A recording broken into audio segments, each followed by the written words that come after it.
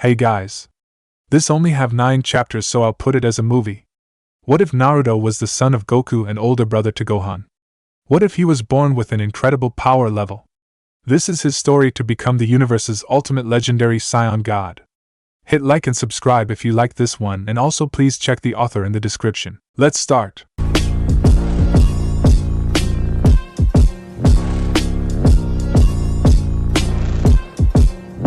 Chapter 1 Prologue. Goku stared at his wife, Chi-Chi, who was holding a red bundle in her arms with nothing but happiness in his eyes. Why? That is because the bundle in her arms is their first newborn child. The baby opened his eyes to see his mother, and then his father. He tried to reach for Goku, but couldn't reach him. Goku went over to the pair and picked him up. The baby started to giggle when he touched his face, making Chi-Chi go aw and Goku laugh. When Chi-Chi looked at the baby, she could almost see the spitting image of Goku except for his hair being spiked in several different directions, 3 fox-like whiskers in each cheek, a red tail sticking out of his tailbone, and his eyes were unlike their eyes as they were a shockingly deep blue. Just as she was watching Goku playing with their baby with a smile on his face, her face changed into a shocked expression as she realized something. They didn't even name their baby. Standing up, Chi-Chi went to Goku and told him to stop for a second. Goku, we forgot to name our baby. What name do you think we should name him? Goku also realized and started to think with his wife. Just as he was thinking, his stomach rumbled. He put down the baby inside the crib and started walking to the kitchen. Well, I'm hungry. I'm going to go eat. Chi-Chi couldn't believe her husband. He was going to eat, not even caring that their child didn't have a name. She got angry and walked up to him while jabbing her finger into his chest. What is wrong with you? We have a child that has no name and all you can think about is food? But Chi-Chi, no buts, Goku. You can get something to eat once you find at least one name. Chi-Chi then took the baby out of crib and started to rock him back and forth while watching her husband furrow his eyebrows in concentration. Goku was trying to think of names for his child so his wife would let him eat. Even though he knew that he was the strongest in the world, he wasn't crazy enough to go against a pissed-off Chi-Chi. Trying to think of children names started to drift to all kinds of food he could eat, causing him to drool a little. Chicken, steak, pig, ramen with Naruto, wait Naruto, Naruto. That's it. Looking back at Chi-Chi, he replies, what about Naruto? Naruto. What kind of? She stopped her rants when she heard a giggle. She looked at her baby and noticed he was giggling. Bringing him up to her face, she says Naruto again, and he giggles. She tried the name Einstein and the baby started to cry. She then again says Naruto, and he stops crying and starts giggling. She couldn't believe it. The baby actually liked that name, Naruto. Thinking about it, she also notices it also means maelstrom, making her shake her head with a smile and amusement. Of course. A child of ours would obviously like a name of Maelstrom since he does come from 2 fighters. Chi-Chi then finally decided that it was a good name. She looks at her husband and smiles. Alright, Goku, since you got a good name, you can go eat. Yay! Chi-Chi can only shake her head in amusement again as she looks down at the now named Naruto, who is giggling and clapping his head, making her hug her son even closer while screaming cute. After they all ate, Goku picked up Naruto and smiled at his son. While he was truly happy, he was curious about his son. When he was born, he felt that his power level was already higher than his own. If he had to guess, Naruto's power level was around 2000. Goku knew that training his son would be so much fun. 5 years later, it is a beautiful morning with the birds chirping, sun shining, and a nice breeze blowing outside.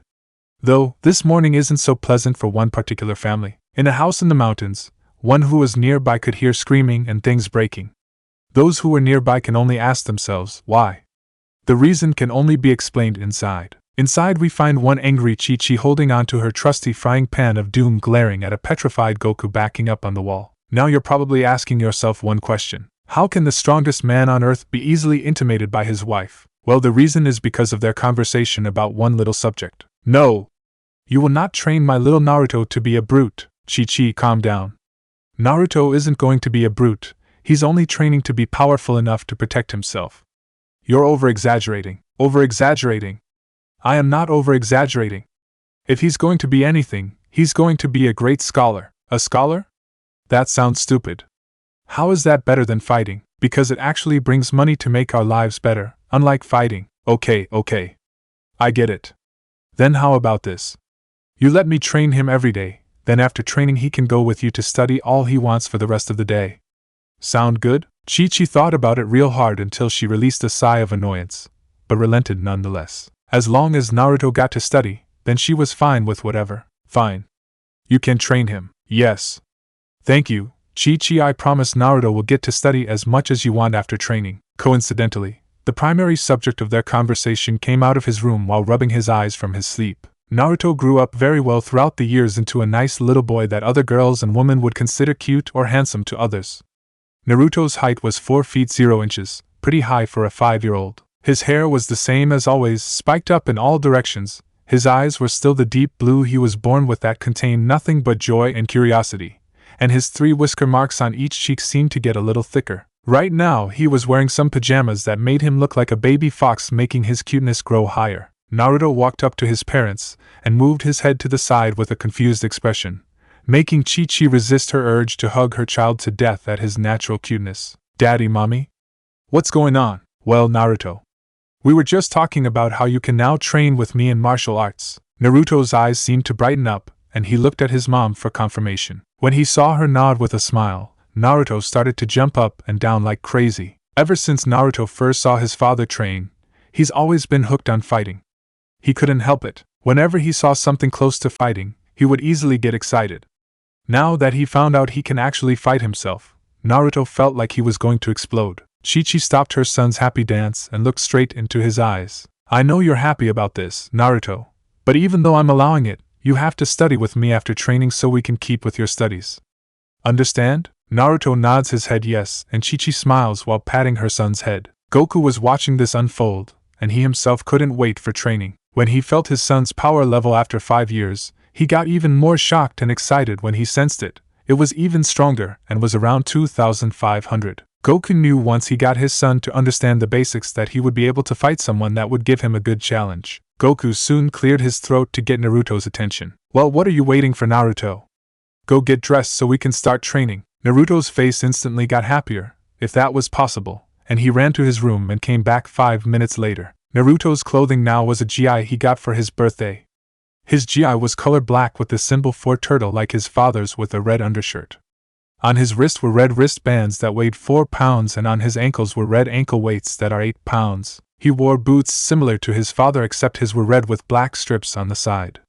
He also had his red tail wrapped around his was it like a belt. Overall, he looked like a mini Goku with darker colors. Naruto and Goku soon went to the front door. Are you ready, Naruto? I sure am, Dad. Then let's go. Soon they opened the door and left the house.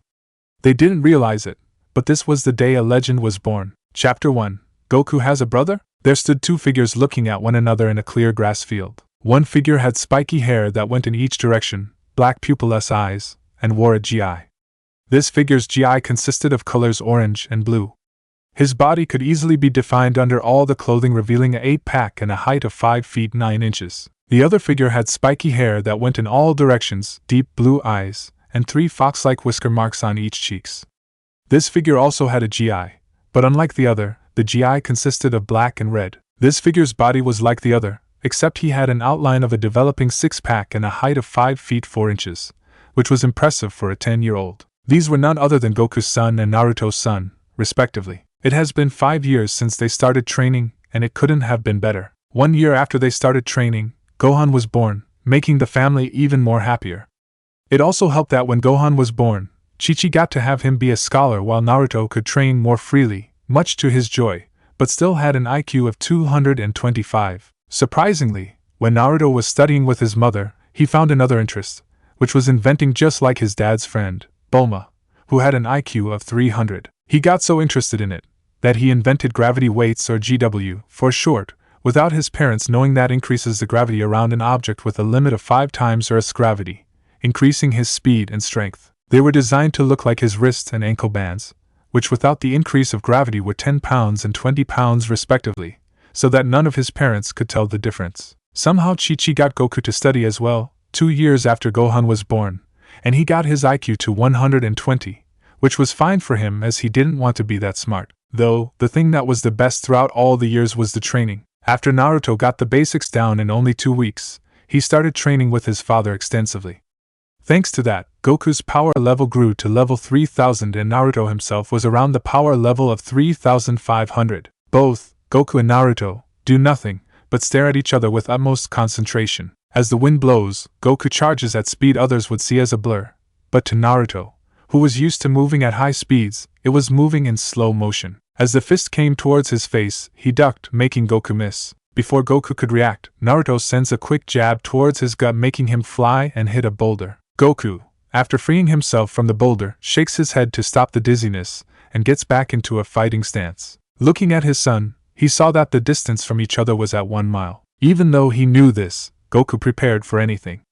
Good thing too, because when he looked at his son in the distance, he disappeared and instantly reappeared at his side with a roundhouse kick in the ready. Some would think he would dodge or run right now, but nope. He just stood there and caught the leg. Naruto, who expected to hit his dad in the head with a kick, was surprised when he caught his leg, but got over it and started a close combat fight with his dad. As they both throwing punches and kicks at each other at the speed of sound and dodging or blocking each other's hits, Naruto decided to kick this up a notch and increased his power level to 1750 and fought even faster, getting some hits at his father, and finally made some distance with a kick to the chest. Goku coughed out some blood as he was sent flying, but stopped. Goku started to breath heavy and sweat a little. He noticed that his son increased his level, so he did too, all the way to 3000. Soon his breathing returned to normal and sweat stopped. He charged again at his fastest, which was as fast as the speed of sound times 4, and got in an elbow to his son's gut, then a sweep kick, making him fall to the floor. As Naruto was falling to the ground, he quickly shot his hands to the floor and performed a couple of backflips. As soon as he stopped to rest, he had to tilt his head to the right as Goku sent a fist to his face, making him a little on the edge. Naruto could tell if he didn't do something soon he would lose. So with that thought in mind, he powered up his level again to 3500. As soon as he did, both, yet again, charged at each other with even faster punches and kicks, which were even faster than the speed of sound times 5, but both still could dodge each other's hit. Their fists soon collided with one another, fighting for dominance.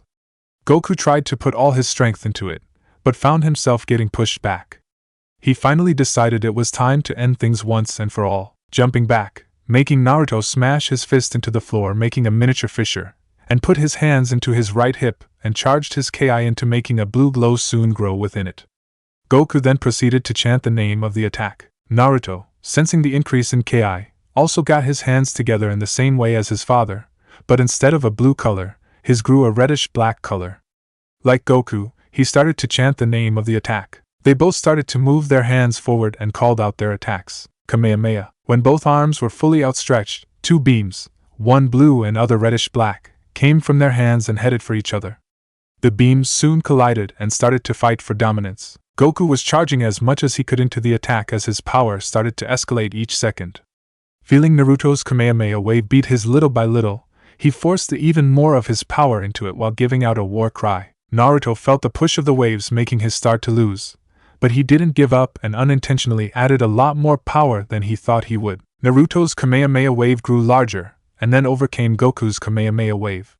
The wave soon hit Goku's form dead-on, causing a huge explosion and dust cloud to appear. When the dust cleared, it revealed a panting Goku in his normal state with tattered clothing. Goku felt like he was going to pass out any second now, but even though he lost, he smiled and, sure enough, he became unconscious. Before he could fall though, Naruto rushed towards his area in top speed and caught his dad on his back. He could only chuckle in amusement at his father's antics. Naruto then started to fly using his Ki, and took his dad to their home. Back home, once Naruto's feet touched the floor, he started walking to the front door of the house. Just as he was about to open the door opened up to reveal his little brother, Gohan, holding it open. Gohan, unlike Naruto, was really shy and timid when he was 3, but when he got some talking with his father and his older brother, he became a little more confident in himself and less shy. Gohan's attire was a yellow surcoat with the kanji 4 descendant on the front and a red hat with the 4-star Dragon Ball on top, and stood at a height of 3 feet 10 inches. Even though Goku insisted that Gohan also be trained, Chi-Chi wouldn't have any of it, and drilled in lots of studies into Gohan, making him more of a scholar than a fighter. When Gohan saw his older brother carry their dad on his back, he started to panic, but calmed down when he saw that his older brother patted his head. "Don't worry about Dad, Squirt. We were just training and it went a little overboard, but he'll be fine after I heal him in a couple of minutes." So why don't you tell Mom that we're back and to start some lunch, K? Gohan sighed in relief and smiled while nodding to Naruto and ran back into the kitchen. Naruto chuckled as his little brother left and went towards the couch. He then put down Goku on the couch. He then went to the drawer near the couch and took a bag out. When he opened the bag, there was 3 Saibamen. During the middle of their training, Goku went back to Korin's tower and received 3 Saibamen, just in case their injuries get really serious while training. Since the training went without any serious injuries, they left the beans in some drawers. Seeing that Goku got hurt even more than he usually does, Naruto decided that it was okay to use 1 Saibamen. Opening his father's mouth, Naruto put the Saibamen in and Goku, in his unconscious state, unconsciously bit into the Saibamen. When the Saibamen was fully ingested, Naruto saw his dad start to stir and opened his eyes. Goku looked around until he saw his son to his right. Thinking back, he couldn't help chuckle at their little spar. As he started to get up, he winced a little when he felt some pain, but got over it really fast when the Saibamen started doing its job and instantly healed the pain from his stomach. He looked down at his arm and felt his power get slightly higher than Naruto's. He didn't know why, but it seemed after he got some serious injuries or moderate injuries, his power would get stronger depending on the damage. He decided to think about it at a later time. Man, that was one hell of a fight you put up there, Naruto. Hee, thanks Dad. Sorry about that. I accidentally added too much power and overcharged my Kamehameha wave in the last second. Goku waved it off and replied it's alright. Their conversation was stopped by a call of lunch, which made Goku push his son out of the way to try and reach the kitchen first, but to no avail because Naruto easily tripped his dad and ran to the kitchen while laughing maniacally. After lunch, where Goku was grumbling about evil sons and Naruto with Gohan snickering at their father, Goku looked towards his 2 kids. Well, now that we're done with dinner, why don't I take you guys to finally meet my friends? This surprised Gohan and Naruto, but when they looked towards Chi-Chi expecting her to be mad about it, were further surprised to see her smile and nod. Even though they were excited about finally meeting their dad's friends, Naruto had to ask her mom why. Mom? You're actually letting Dad take us? I thought you wouldn't let him since you never usually agree with him. This made Goku face fault and Chi-Chi giggle. Well, it is true that I don't usually agree with your father. I do agree with him that meeting other people will help you guys better socialize with people, so I decided it was okay just this once. Naruto and Gohan cheered while Goku was laughing. Soon after they calmed down, they were now outside the house with Goku holding Gohan and Naruto at his side. Goku took in a deep breath along with Naruto and yelled, Nimbus/Kurama. Just then, a yellow cloud appeared in front of Goku while a giant red 9-tailed fox was at Naruto's side. Naruto found Kurama at age 6 when he was just a little fox with one tail injured during training and healed him. After he healed him, he was surprised to find it talk and accept him as his master. This made Naruto grin, but his grin grew when he found out that Kurama would grow stronger as time passes. So after many years, Kurama finally grew into his final form, which is a 9-tailed fox the size of a dinosaur that can change his shape, with a power level of 2,500 and the ability to shape-shift, which made having Kurama even sweeter. Goku then jumped on Nimbus with Gohan on his lap while Naruto jumped on Kurama, who transformed into a giant eagle, and soon flew towards Rashi's island. Rashi's island. There on an island was a decent-sized house where 3 people were currently at. One was a bald man with 6 dots on his forehead wearing a GI exactly like Goku and was at a height of 5 feet 0 inches. Another was an old man who was also bald with a white beard, sunglasses, a green shirt, and yellow shorts and was at a height of 5 feet 5 inches. The last was a woman with greenish-blue hair wearing a blue dress, white belt, and a white coat over it, and was at a height of 5 feet 5 inches as well. This were Krillin, Rashi the Turtle Hermit, and Bulma Briefs. These 3 were talking about everyday things until Krillin and Rashi froze slightly. Bulma saw this and got confused. Hey guys, what's wrong? Krillin turned to her and said in a shaken voice, There's 3 very, very high-powered levels heading this way. Well, that might just be Goku and some friend of his heading here for a visit. This time, Rashi replied with nothing but seriousness and fear. I don't think so, Bulma. Goku's power level was around 535. These power levels are about 2,500, 3,500, and 4,000. This scared and shocked Bulma, who couldn't feel power levels, and Krillin, who wasn't as experienced in feeling power levels. They stopped talking once the 3 power levels landed on the island and Krillin along with Rashi went into a fighting stance. They were about to attack when they heard a familiar voice. Master Rashi, Krillin, Bulma, it's great to see you. When it cleared, It revealed Goku holding some child with a tail on Nimbus and another kid with a tail that was red on a giant hawk that poofed, transforming into a giant nine-tailed fox. They relaxed but were still shocked on the power levels and confused about who the others were. Bulma stepped up and voiced her question. Hey Goku, who are these two kids? Don't tell me you started to babysit. Nope. These two are my kids, Naruto and Gohan. This got a number of reactions. Bulma's eyes widened in shock, Krillin's jaw hit the ground, and Rashi's glasses dropped slightly with his eyes widening in shock and jaw hitting the ground. Krillin shakily pointed a finger towards Gohan. So this kid, and pointed to Naruto, that kid are your kids. Am I right? Yep. Why don't you introduce yourself, guys? Gohan jumped off his dad and bowed his head. It's nice to meet you. My name is Gohan's son. Naruto jumped off Kurama and landed perfectly next to Gohan and grinned while putting his hands behind his back. And I'm Naruto's son. It's great to finally meet my dad's friends. Bulma got out of her shock and went towards Goku. She whispered in a hushed tone. So you and Chi-Chi finally did it, huh? Did what? You know what I mean. No, I don't. This caused her to face fault. Even though Goku's IQ increased, he was still dense about girls as usual. Bulma soon got over it and walked over to Gohan and Naruto, but blushed slightly when she saw Naruto's physique, which would make any girl go crazy, but was able to clear her head. She crouched down to Gohan's level and smiled. So how old are you, Gohan? I'm 4 years old. Oh wow, 4 years old.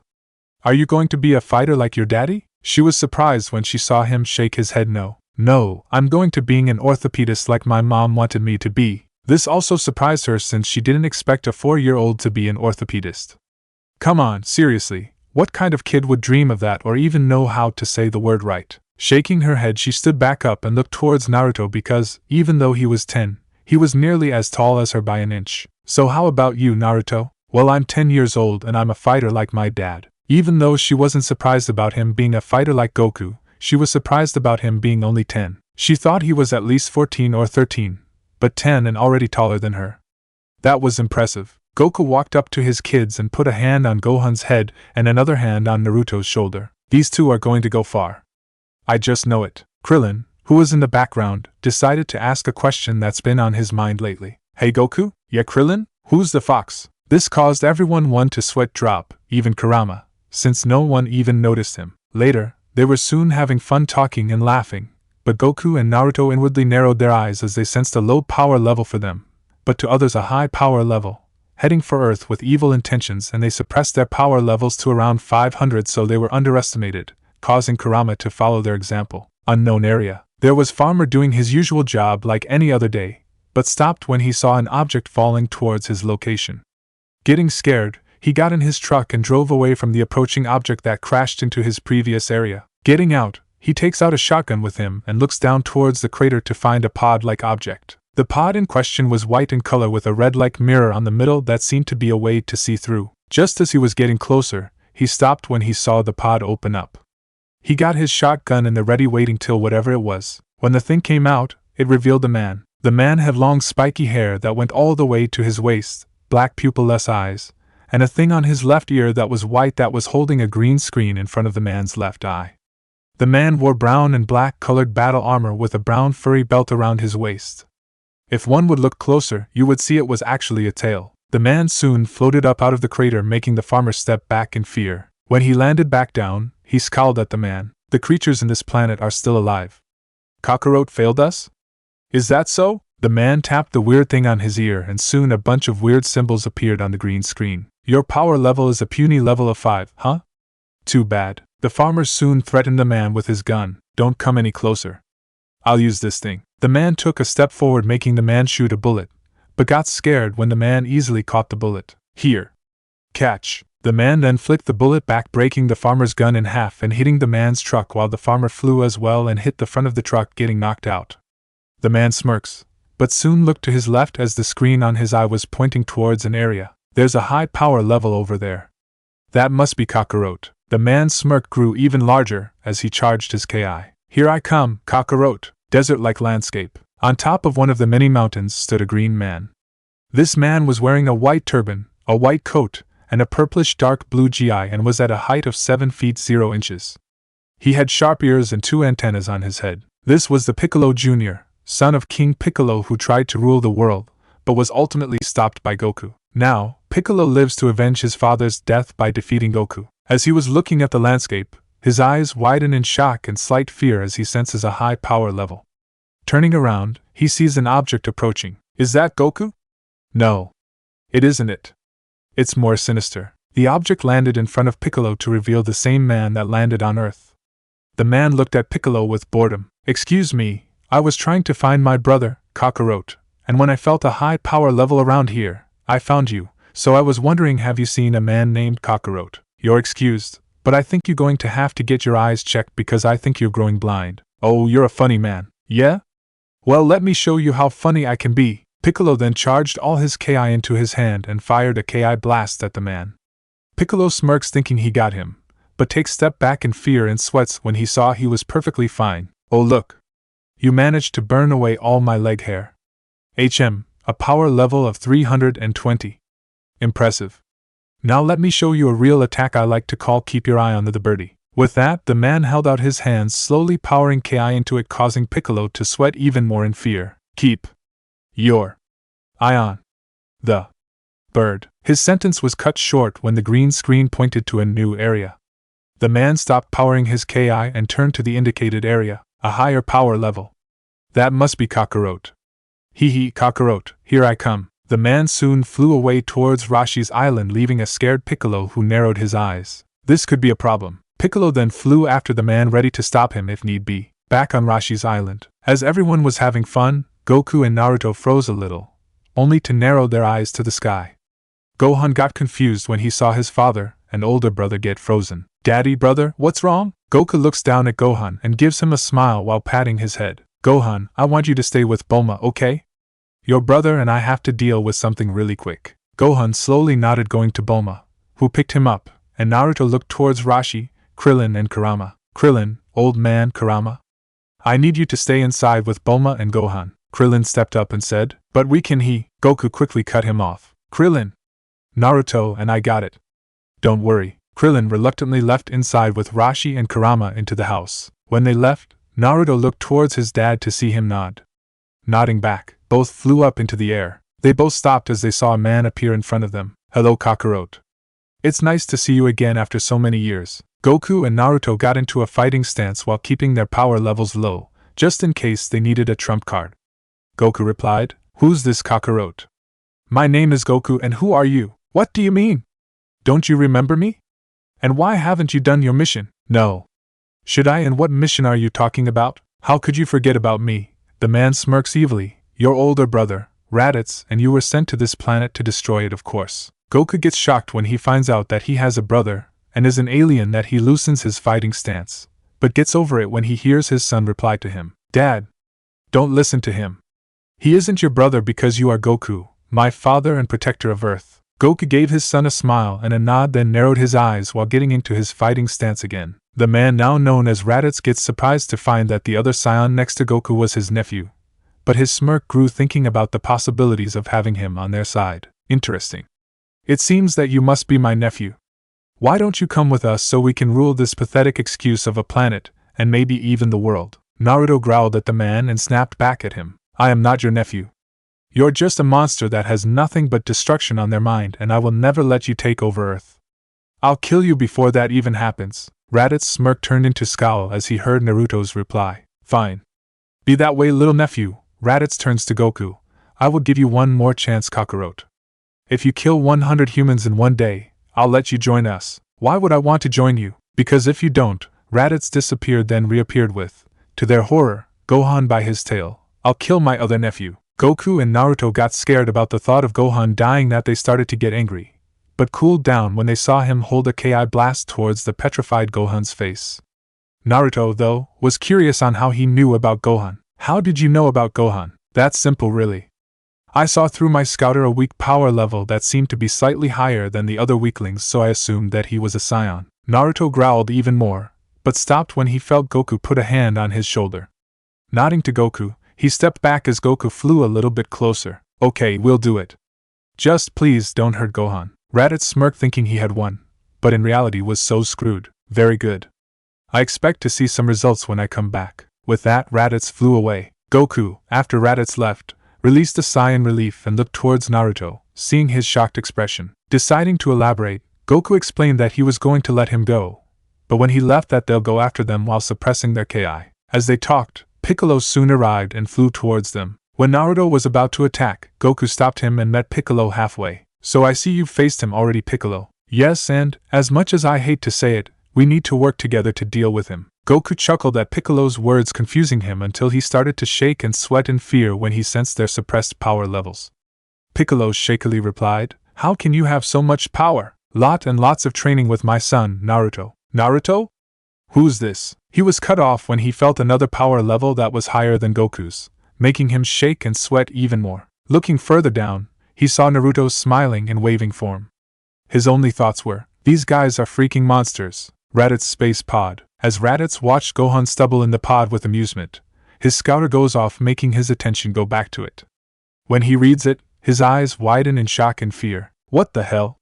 A power level of 4,000 and 3,500. Who could it be? Frieza and Vegeta? No. These power levels are still smaller than their power levels. So who? His question was soon answered when the two figures with the power levels appeared in a dust cloud. He slowly took a step back in fear, but got even more shocked to find his brother, Kakarot, and his nephew, Naruto, were the ones with the power levels and with the same green man from before with a power level of 1020. Getting furious about his sudden arrival and forgetting about their power levels, he fly out of the crater and down back to the floor. What are you doing here, Kakarot? Did you already kill 100 humans? No, I haven't. I'm here to defeat you once and for all and get back Gohan. Raditz smirks evilly, still forgetting about their power levels, and charges Goku at fast speeds for Piccolo, but to Naruto and Goku, a snail's pace. As the fist approaches Goku's face, it is soon caught by Naruto, who appeared not a second later. He then, with his grip still on Raditz's fist, kicked him in his solar plexus, sending him towards a mountain. As Raditz hits the mountain, he coughs blood as he feels a fist connect with his gut. When he looked up, he saw that it was Goku who punched him. The only thing he could think before he was kicked towards Naruto was, fast. Piccolo, who was in the sidelines, could only gawk at the scene of Raditz getting hit back and forth like a pinball before it ended with him getting slammed down back to earth by Naruto, who used an axe kick to his head. As Naruto heard Raditz come in contact with the floor, he shouted to Piccolo, "Piccolo!" Piccolo turned his head towards Naruto, and Piccolo smirked and replied with a short gladly and charged his attack. Closing his hands, leaving out his index and middle finger, and putting them on his forehead, he began to channel Ki into it, causing it to glow with yellow sparks. Putting his power level to about 2,000 Ki worth into it, he thrust his finger towards Raditz's form and yelled out, "Special Beam Cannon!" A purple beam with yellow circles surrounding then shot out of his fingers and pierced Raditz's stomach, when he was lifted at the last second by Goku. Seeing that Raditz was finally defeated, they all released a sigh of relief. Goku turned to an exhausted Piccolo and gave him a smile. "Great job, Piccolo!" Piccolo just scowled at him before turning his head, but if one was to look closely, they would see a small smile on his face. Goku's smile just got bigger at his response, as he was expecting it. Naruto could still hear Gohan crying, so he turned to Goku. "I better get Gohan out of that thing now that Raditz is dead." Goku just nodded in response because he knew that Naruto was better at calming Gohan than anyone else, including Shishi. Naruto approached the pod and watched as Gohan jumped on his form, hugging him as tight as he could while repeating over and over, "Big brother," or "I was so scared." Naruto gave him a soft smile, while saying soothing words that soon made him sleep. Sighing again for like the 100th time today, he got Gohan on his back and came up to Goku and Piccolo, who were discussing about something. "At least none of us died. Now, we can use the Dragon Balls to wish for something else in case of an emergency." Piccolo just gave a grunt. "Yes, I agree wholeheartedly.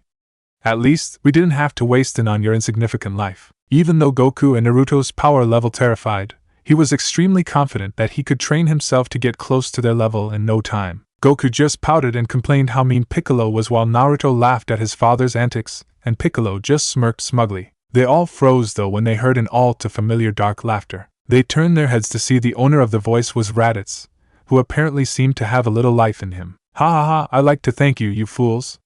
That information on these Dragon Balls that you have been talking about has been sent to my comrades. To be more specific, my Saiyan comrades. Now, they will come to Earth and avenge me. What's even better is," here he turned his main focus on Goku and Naruto, "they are even stronger than me by 10 times. Prepare for your destruction. Raditz then started to laugh even more manically before his eyes became dulled and truly did die. They stood there frozen before Naruto grit his teeth in anger, Goku slammed his arms in the ground, and Piccolo gripped his hands into a fist as tight as he could. The first one to calm down was Piccolo as he sighed before he looked at Goku and Naruto with determined eyes. Stop.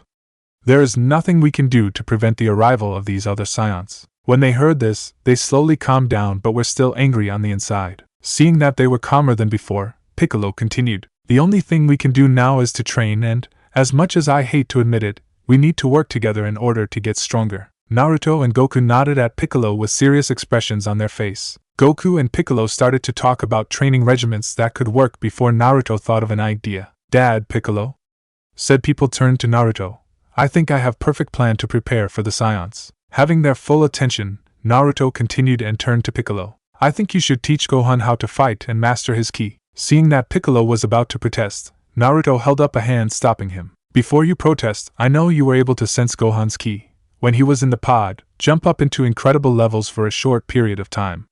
I think you can bring it out because I have a strong feeling that you can be a good teacher for him. Also, if you're wondering why can't my dad or I teach Gohan, it's simple really. As much as I hate to say it, Gohan as he is now will only be a hindrance to our training because we won't be able to train to the fullest if we have to worry about Gohan." Piccolo reluctantly agreed to that as he knew that if anyone in Earth had a chance against the Saiyans, it would Goku, who was a full Saiyan himself, and Naruto, which was pretty much self-explanatory. Naruto turned to Goku and said, "While Piccolo trains Gohan, Dad, you and I can go see Kami to see if he has any more things to train us or if he knows someone that can train us. Sound like a plan?" Goku and Piccolo turned to each other before they looked back at Naruto and nodded. Naruto smiled at their response and looked up at the sky and gained a determined fire in his eyes. "Watch out, Saiyans.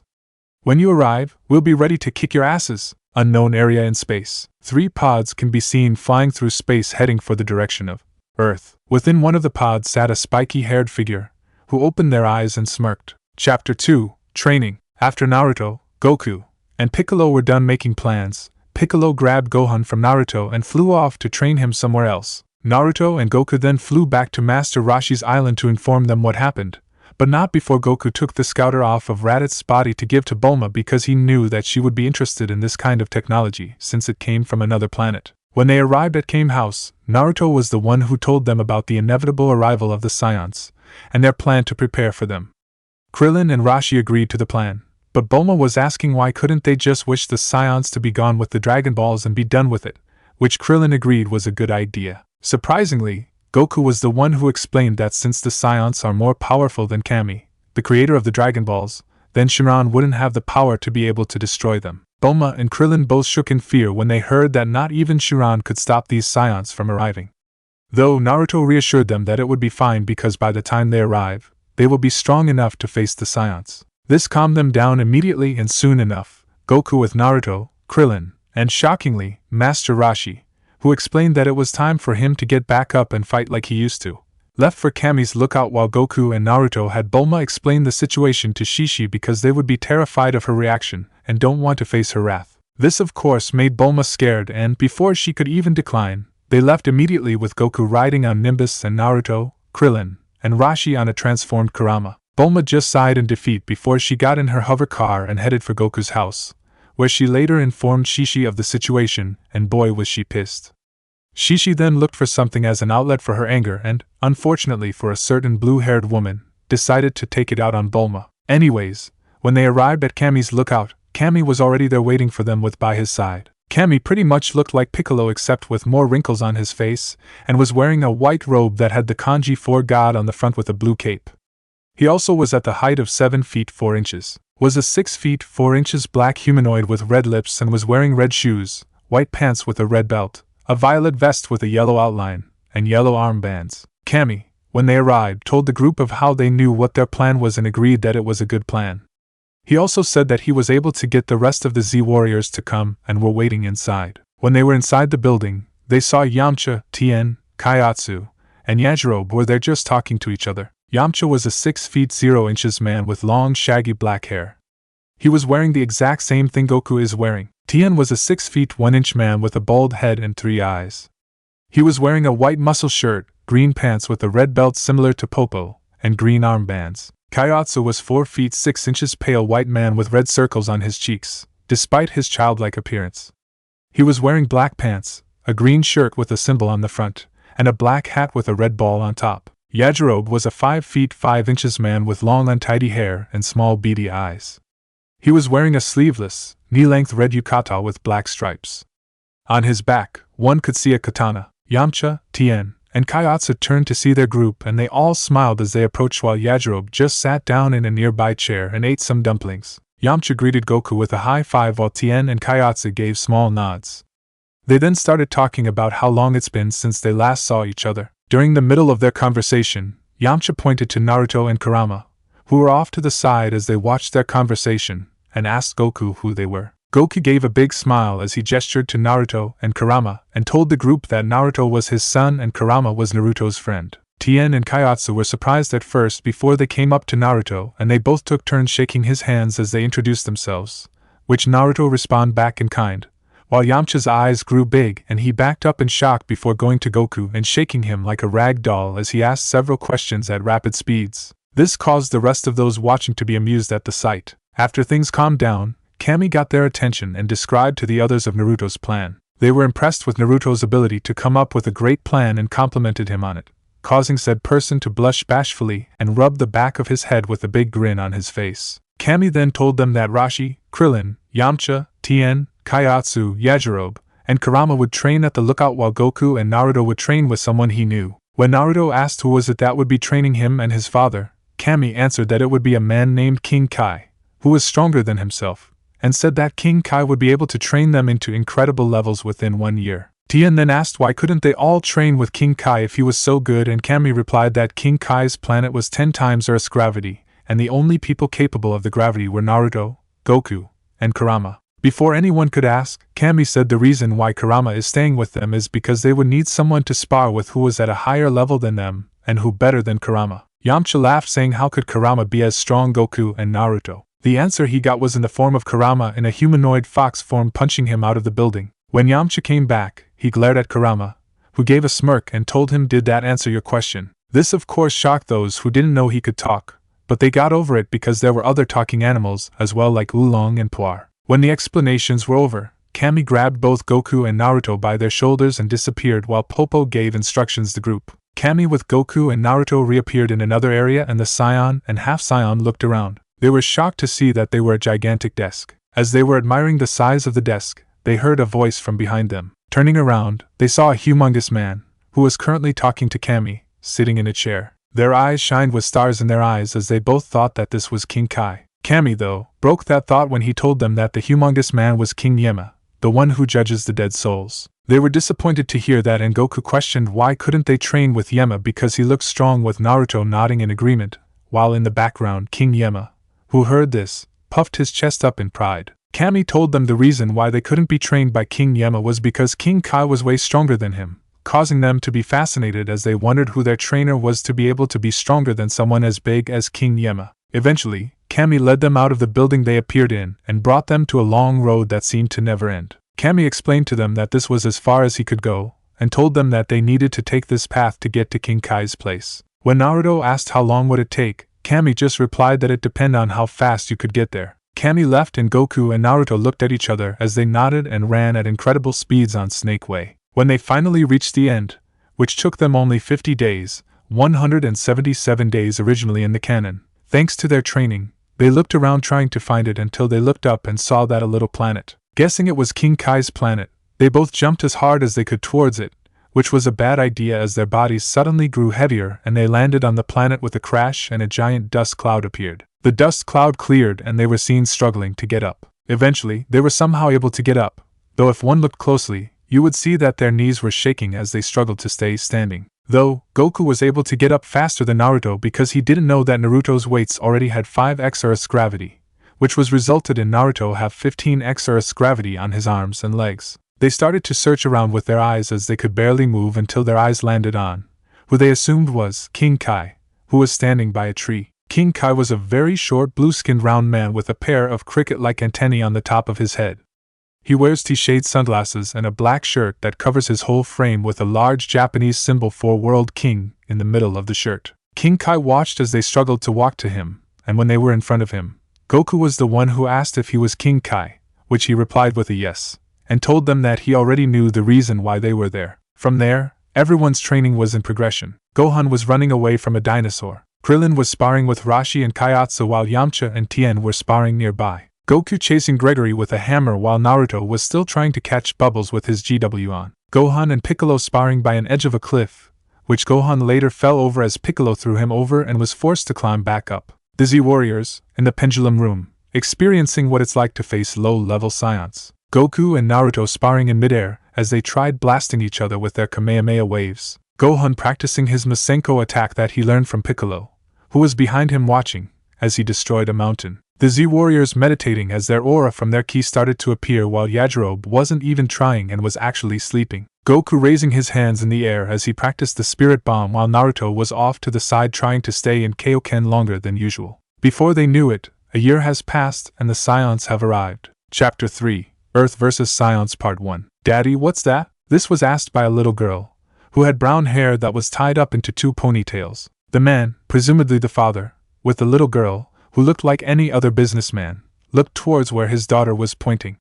His eyes widened in shock when he saw 3 objects heading towards their direction. Quickly grabbing the little girl, he started running for his life in the opposite direction in which the objects were heading. When the 3 objects landed with a crash, dust appeared everywhere, and everyone in the city shouted in fright and shock. What was that? What the hell? Did you see that? When the dust cleared, some people cautiously approached the crater the objects created and some people suggested on what they could be. Oh my gosh!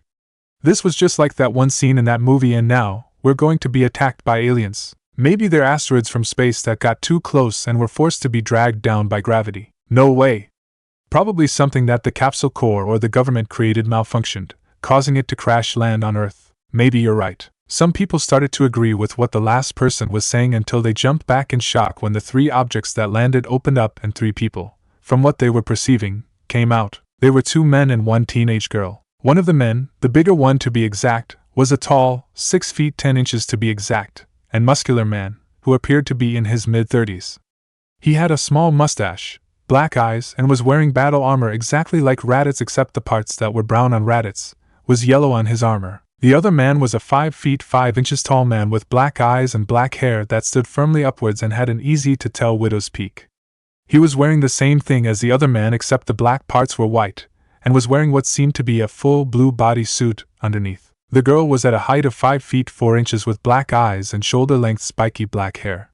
She also had B-cup near a C-cup breast and was wearing the female variation of what the men were wearing, except the places where they were supposed to be brown were black and the parts where they were supposed to be black were red. What they all had in common though was that they all had brown furry-looking belts around their waists, and they had this weird-looking thing on their right ear as a red, green, and gray screen was over their right eye. They then, to the surprise of everyone in the vicinity, floated up until their feet touched the ground once again as the people back away from them. The girl looked around the area and was impressed with the structure and technology around them, but it seemed the bigger man disagreed with her opinion. The bigger man turned to the smaller one and asked, "Hey, Vegeta, can I destroy this city?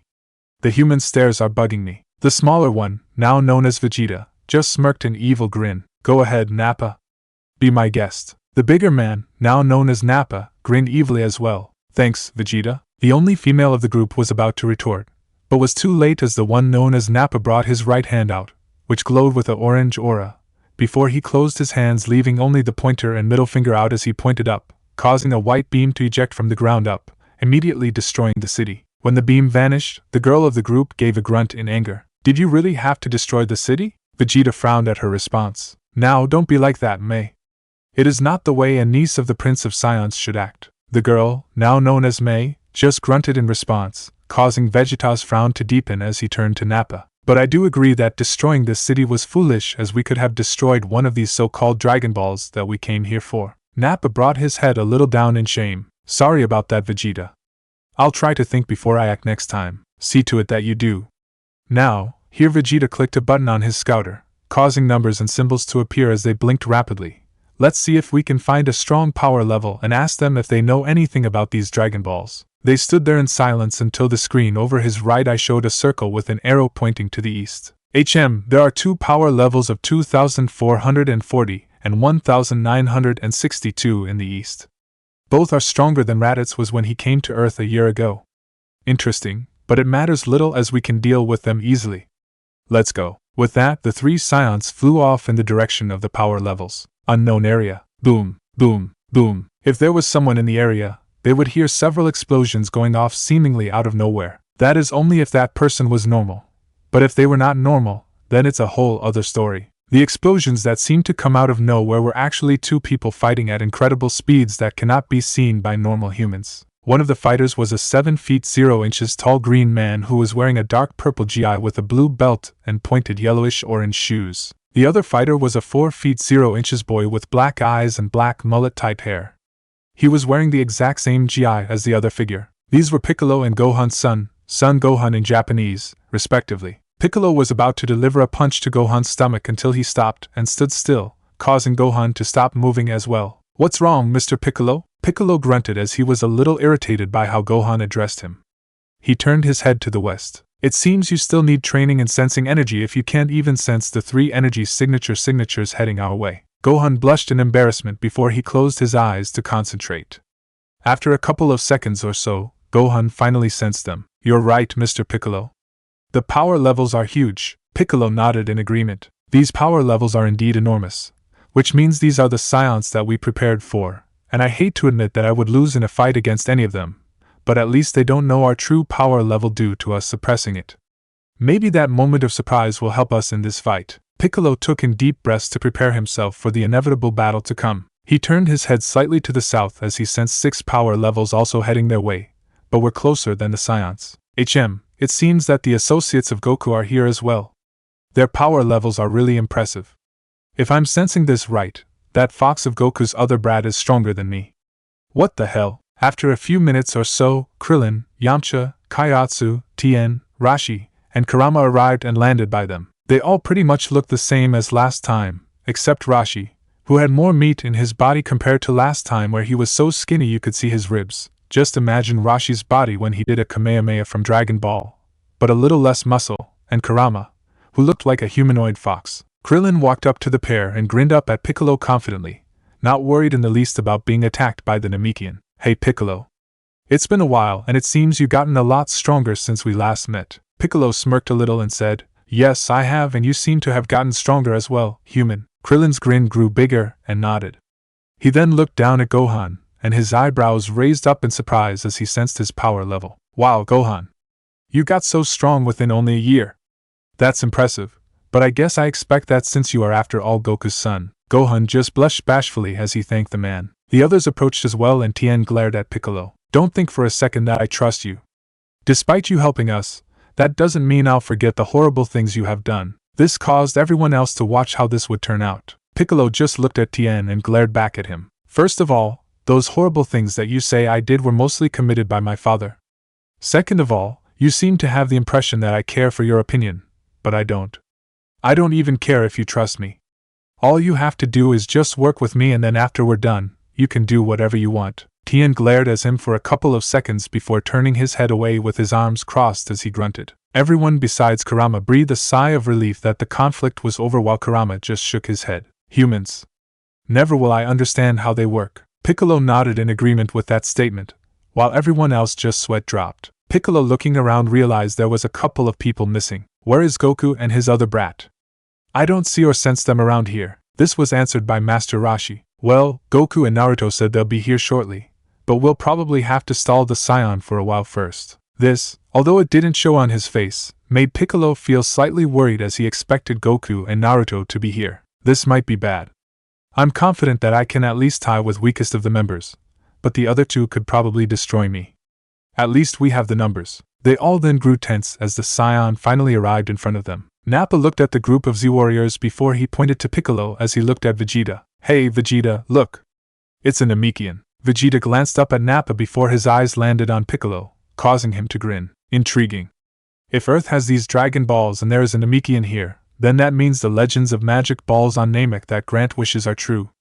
That means we can go there after we're done with this planet." While they had this conversation, Piccolo froze slightly in shock. "Namekian?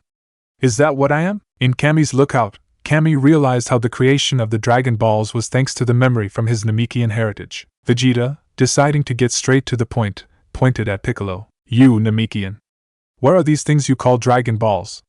I demand that you give them to me this instant. Yamcha, being slightly brave despite knowing he was weaker than Vegeta, stepped and asked, What are you going to do once you have them?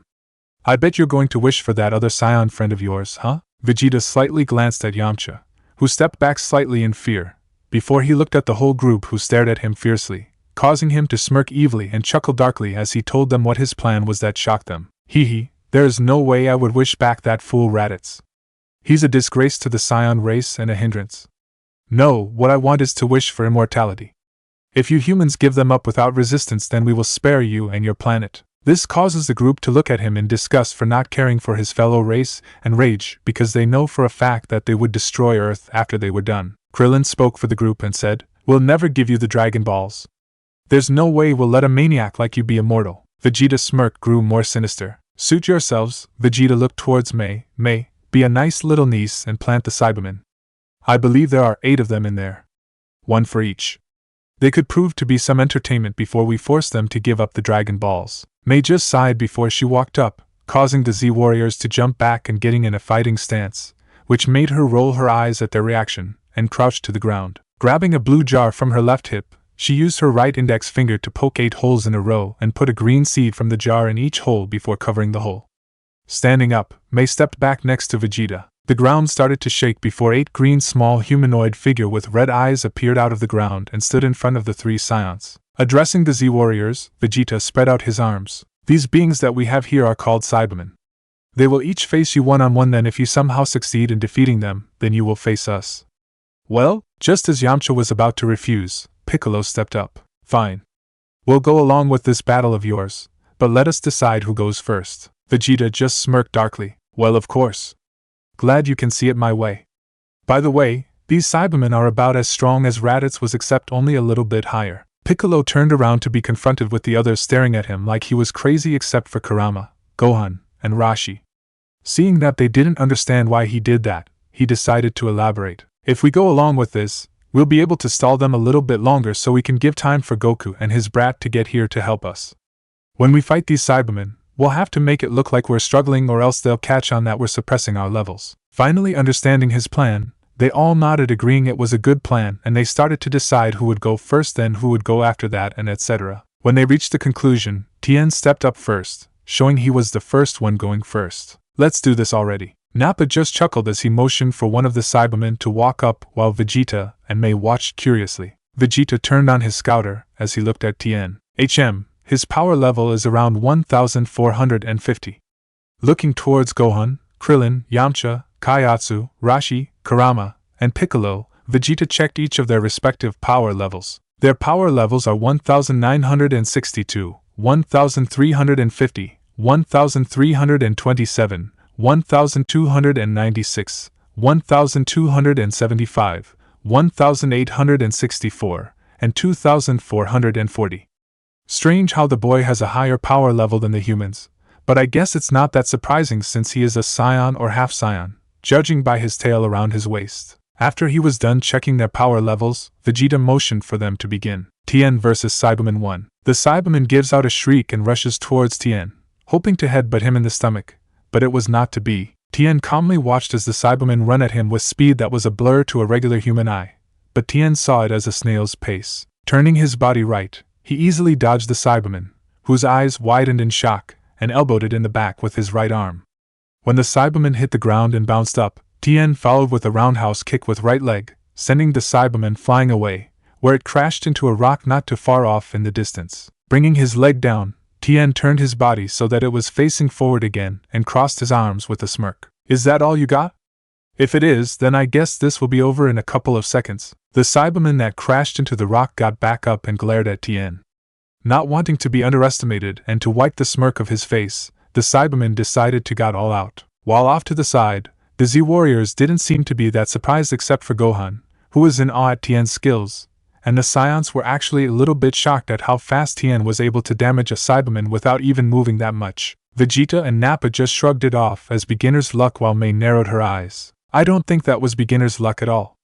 I know I can't get a read on power levels without a scouter, but I swear for a second that guy's power level rose up higher than the Saibaman's by at 2 times. Was it my imagination? Back to the fight, the Saibaman shrieked even louder than before and was surrounded by a green aura. It then pushed on the ground as hard as it could to get closer to Tien even faster, which caused a small crater to form, showing how hard it tried. Once it was close to Tien, the Saibaman initiated hand-to-hand combat with Tien at high speeds. Tien was slightly surprised at how fast the Saibaman got close to him, but was easily able to overcome that surprise because he slightly expected this to happen when he egged the Saibaman on. When the hand-to-hand combat started, Tien tried to make it look like he was slightly struggling to win because he didn't want the Saiyans to suspect that they were hiding their actual power when it could come in handy for a surprise attack. As they fought at incredible speeds, the Z warriors, with the exception of Gohan, and the Saiyans were easily able to track the fight. Seeing Gohan struggling to watch the fight, Piccolo decided to give him a hand. "Gohan," said Boy, looked towards Piccolo, "I can tell by just looking at you that you are struggling to watch this battle. Instead of just watching with your eyes, use your ki to sense their energies and keep track of them using that." Gohan immediately nodded at his words and concentrated on using his ki to sense their energies. When he finally sensed it, he slowly, but surely, was able to finally see them fight. Getting excited, Gohan exclaimed, "I can see it. I can really see it, Mr. Piccolo." Unknown to anyone there, Piccolo smiled as he heard these words. "Great job, kid." The punches and kicks they were throwing were so powerful that it actually caused mini-like explosion, identical to the sounds that occurred when Gohan and Piccolo were training. After trading a couple of blows, they both landed one more powerful punch, with both right fists colliding, causing an even bigger explosion to occur, and both struggled for dominance. But soon enough, they both jumped back. The Saibaman could be seen with a bunch of bruises and was heavily breathing, while Tien acquired a few bruises himself, but they weren't as big and was only slightly out of breath. See the state of the Saibaman, Tien decided it was the perfect time to end it. Making it seem like a last-ditch effort, Tien appeared right behind the startled Saibaman and kicked him up in the air. As it was in the air, Tien brought his hands together and formed a triangle, pointing it at the Saibaman.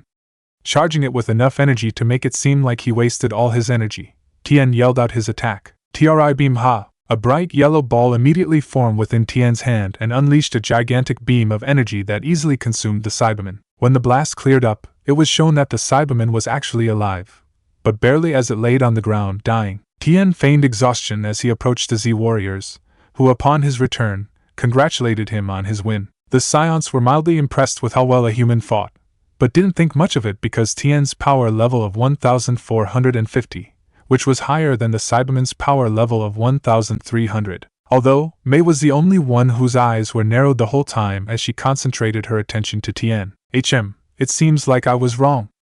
That man looks like he barely won. But why do I have this strange feeling of dread? It's probably nothing. Just overthinking is all. Hearing a pained groan, Mei disinterestedly looked down to see the dying Saibaman. Seeing the hope in its eyes, Mei shook her head in disgust in what she was about to do. "I know this is wrong, but I have to do this in order to keep my image. I know these things can just be considered plants, but they are still life. All I ever wanted is just someone to fight who can actually be considered my equal. Not this unnecessary slaughter." Mei pointed her left index finger down at the dying Saibaman, and a pink ball appeared over her finger. Right before she fired the ball, she apologized to the Saibaman, and the Saibaman was immediately destroyed. The Z warriors looked shocked and disgusted at how easily the Saiyans treated their own comrades, while Nappa chuckled and Vegeta smirked. "Well done, Mei. I knew you had it in you.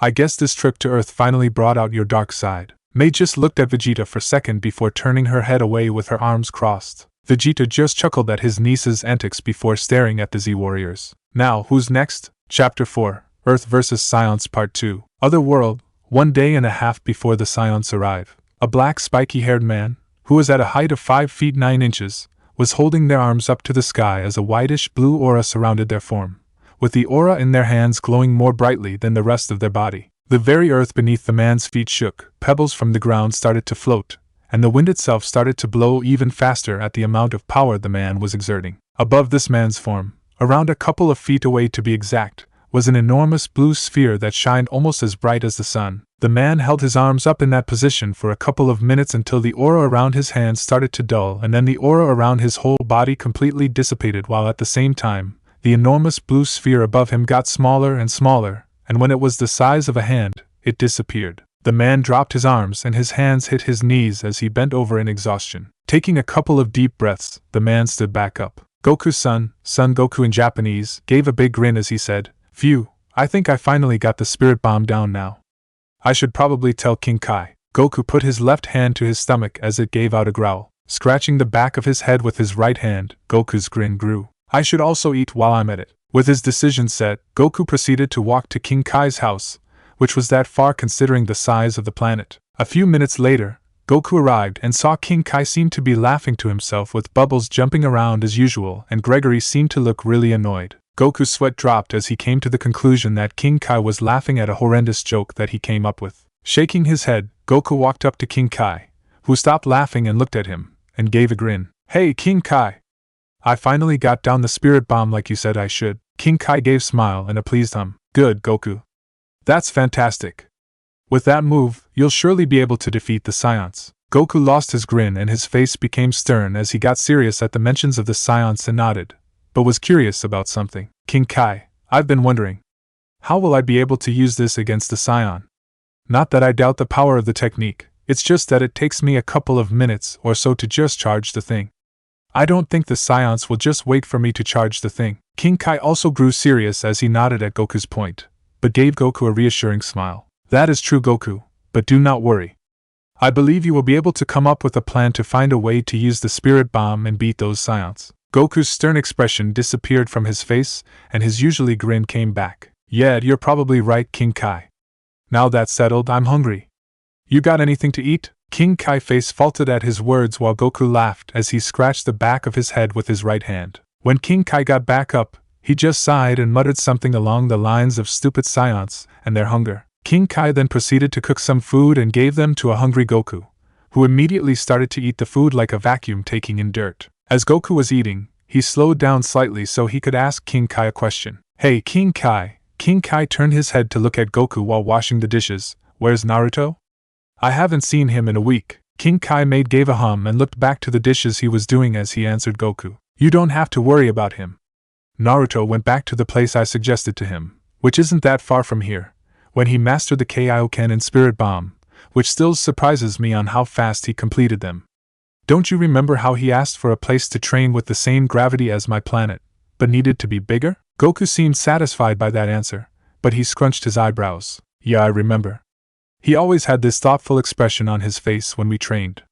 Did you ever ask him why he needed some place bigger to train? King Kai also scrunched his eyebrows and thought. I tried asking him, but all he said was that what he planned would be incredibly destructive if it worked. Unknown area. A few minutes before Goku was practicing, a teenage-looking boy, who was at a height of 5 feet 5 inches, wearing a GI consisted of the colors black, was seen meditating on a rocky terrain. This boy had black spiky hair that went in every direction, 3 fox-like whisker marks on each of his cheeks, and a red tail wrapped around his waist. This was 11-year-old Naruto's son Naruto in Japanese, son of Goku and Shishi and older brother of Gohan. During the 1 year of training with his father and King Kai, Naruto has improved a great deal. Thanks to the weights increasing the gravity around his arms and legs to 15x Earth's gravity, Naruto was able to get stronger faster than he would ever hope to on Earth. With his current strength, Naruto could carry 10 large-sized boulders with one arm easily. Along with the strength the GW provided him, Naruto gained an incredible amount of speed.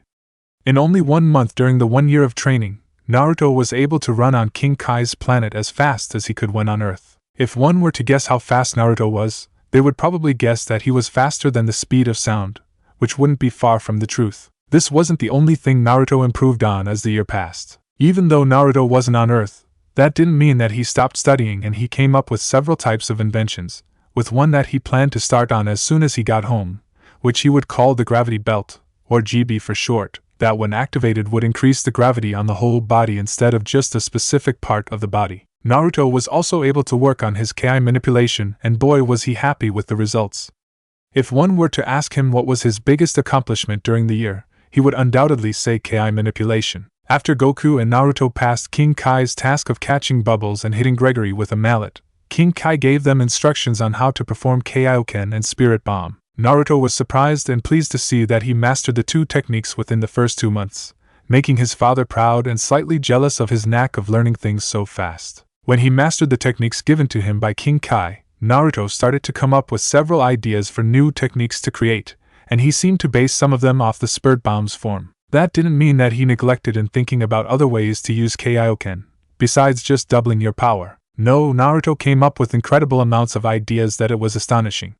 It wasn't really surprising tough if you thought about it, considering that he came up with several types of inventions similar to how Bulma created inventions. This led to one problem for Naruto. How was he supposed to try all of these ideas within only a year? That's when he remembered a story his father told him when he was little.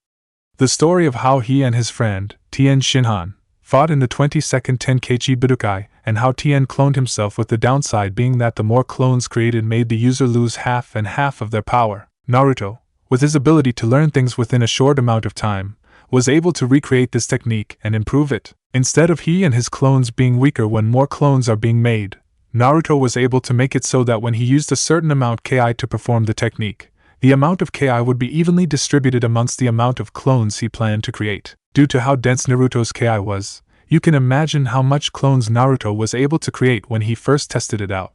The only downside was the clones would disappear with a strong hit. The best part of this technique was that when the clone was gone, all of its experience went to the creator, making Naruto incredibly excited, because if something that took 1 year to master would only take 6 months with one clone, having the time. Since he improved and changed the way the cloning technique was performed, Naruto decided to name his cloning technique the Shadow Clone Jutsu. After abusing the hell out of the technique for the remaining months, Naruto was able to create several attacks with his Ki, with one of his created techniques being his most absolute favorite. With all these things that occurred over the year, Naruto was incredibly confident that he was ready for the Saiyans. Naruto took a deep breath and opened his eyelids to reveal his deep blue eyes. Naruto stood up from his meditating position and got into a stance, with his knees bent and his arms at his waist with his hands and fists. His form was surrounded by a blue aura before it turned red. Naruto relaxed from his stance and looked at his form. He clenched his fists and started to perform katas for several minutes. After one more punch, Naruto dropped his arms to the side and looked at his form with a grin. Sweet! I'm used to the strain of the Kaioken and can easily stay longer in this form.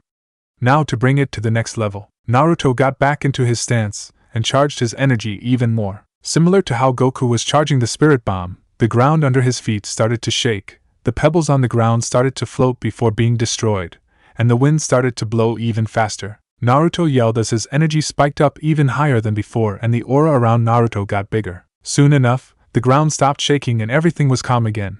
But this time, Naruto was standing with a greater power level and bigger aura. Like before, Naruto did several katas for several minutes until he suddenly lost his red aura and collapsed to his knees. Taking a couple of deep breaths, Naruto sighed and got back up. Looks like I got a ways to go before I can stay in Kaioken X2 as long as I could with Kaioken. Deciding to end training, Naruto charged some Ki and flew away, heading back to King Kai's planet. King Kai's planet. Goku, who was standing outside, gave a pleased sigh as he patted his stomach with his right hand. That was a great lunch. Though, it can't compare to Shishi's cooking. I can't wait to go back home and eat her cooking again. Just as Goku was going to continue rambling on how great Shishi's cooking was, Naruto suddenly appeared in front of Goku's form with a great big dust cloud forming, due to how hard he landed. When it cleared, Naruto was shown glaring at his father, who was sheepishly scratching the back of his head. Dang it, Dad! Why didn't you wait for me? I wanted to eat something to Goku just gave a nervous chuckle. Hee, sorry son. Next time, I promise I'll wait for you. Naruto glared at him even more, causing Goku to sweat a little. That's what you said last time, Dad, and the time before that and the time before that. Naruto continued on and on as Goku tried to ask for forgiveness from his son. King Kai, after some time, came out and greeted Naruto and informed him that there was food inside, which immediately caused a dust cloud leading to King Kai's house and an afterimage to form. King Kai along with Goku's sweat dropped at this action. King Kai shook his head with disbelief, but suddenly he froze and started to sweat, catching Goku's attention as he walked up to King Kai and placed his hand on his shoulder. Hey King Kai, you alright? What's wrong? King Kai frantically turned to Goku, who was startled at his actions and practically yelled out. No Goku, I'm not alright. This is bad. Really, really bad. King Kai continued to rant on how bad something was until Goku regained his composure and grabbed King Kai by the shoulders, staring into his eyes. King Kai, calm down. King Kai stopped panicking. Now that you're calm, can you tell me what's wrong?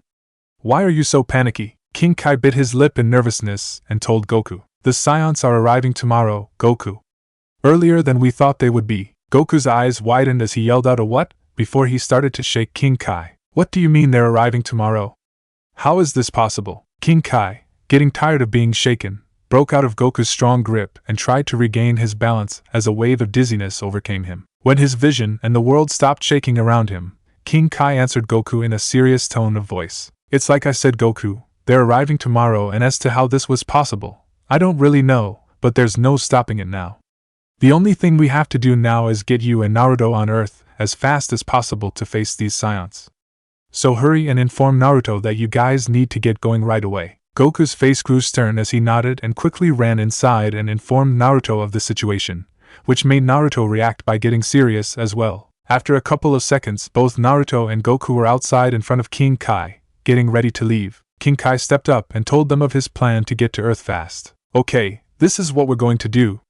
Due to the arrival of the Saiyans being earlier than expected, we can inform your friend Bulma to wish for you guys to be on Earth with the Dragon Balls so we won't have to. King Kai was cut off from Naruto, who was shaking his head. No, we can't let them use the Dragon Balls just for us to get there. Both King Kai and Goku looked at Naruto incredulously before Goku grabbed his left shoulder with his right hand, looking at him with questioning eyes. Naruto stared into his father's eyes and nodded in agreement to that point, but said, I agree, that sounds like a great plan, but you have to think ahead.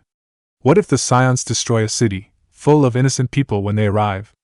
If we use the Dragon Balls, we won't be able to wish them back because we have to wait for them to charge. Goku winced as he let go of Naruto's shoulder and looked down in slight shame and not thinking about that along with King Kai. King Kai sighed and asked Naruto what they think they should do. Naruto stared right into King Kai's eyes with a fire of determination burning within his eyes. My dad and I will fly as fast as we can to reach the end of Snake Way, and when we reach the end, we'll have Kami, who you'll inform to come to Other World as we leave, to be there to take us back to Earth. I'm sure my dad and I will get there on time with the training you provided with us and be there to fight the Saiyans. Goku and King Kai looked at Naruto in awe before King Kai gave a small smile and a nod in agreement as Goku smiled in pride at his son. You've grown so much in just 1 year, Naruto. I'm proud to be a father of such an amazing son. After they spent a couple of minutes refining the details of the plan, Naruto and Goku were off flying at incredible speeds along Snake Way. King Kai, after he informed Kami of the situation, looked up where Naruto and Goku left as he thought, I wish you two the best of luck. You are the only ones who can hope to stand against those Saiyans. By the time Naruto and Goku arrived at the end of Snake Way, Kami informed them that the Saiyans were currently fighting with the other Z warriors, causing them to mutter out a curse. Kami, knowing the situation at hand, quickly grabbed both of them by their shoulders and their forms were shrouded in white before they were gone in a flash. The next second they appeared on Kami's lookout, and they didn't waste any time rushing towards the multiple strong power signatures, with both of them suppressing their power levels as low as they could get to gain the element of surprise. Both father and son had the same thought as they flew to their friends. Hang on guys, we're coming. Barren Wasteland, same time as the last chapter. Vegeta smirked arrogantly as he looked at the Z warriors, waiting for one of them to step up for the next fight. Nappa, being the impatient Saiyan he was, brought his head down so that he was near Vegeta's ear. Hey Vegeta. Vegeta lost his arrogant look and looked up at Nappa with a scowl, showing how he irritated him. Sorry, but I was wondering, why can't we just kill them all now, instead of later?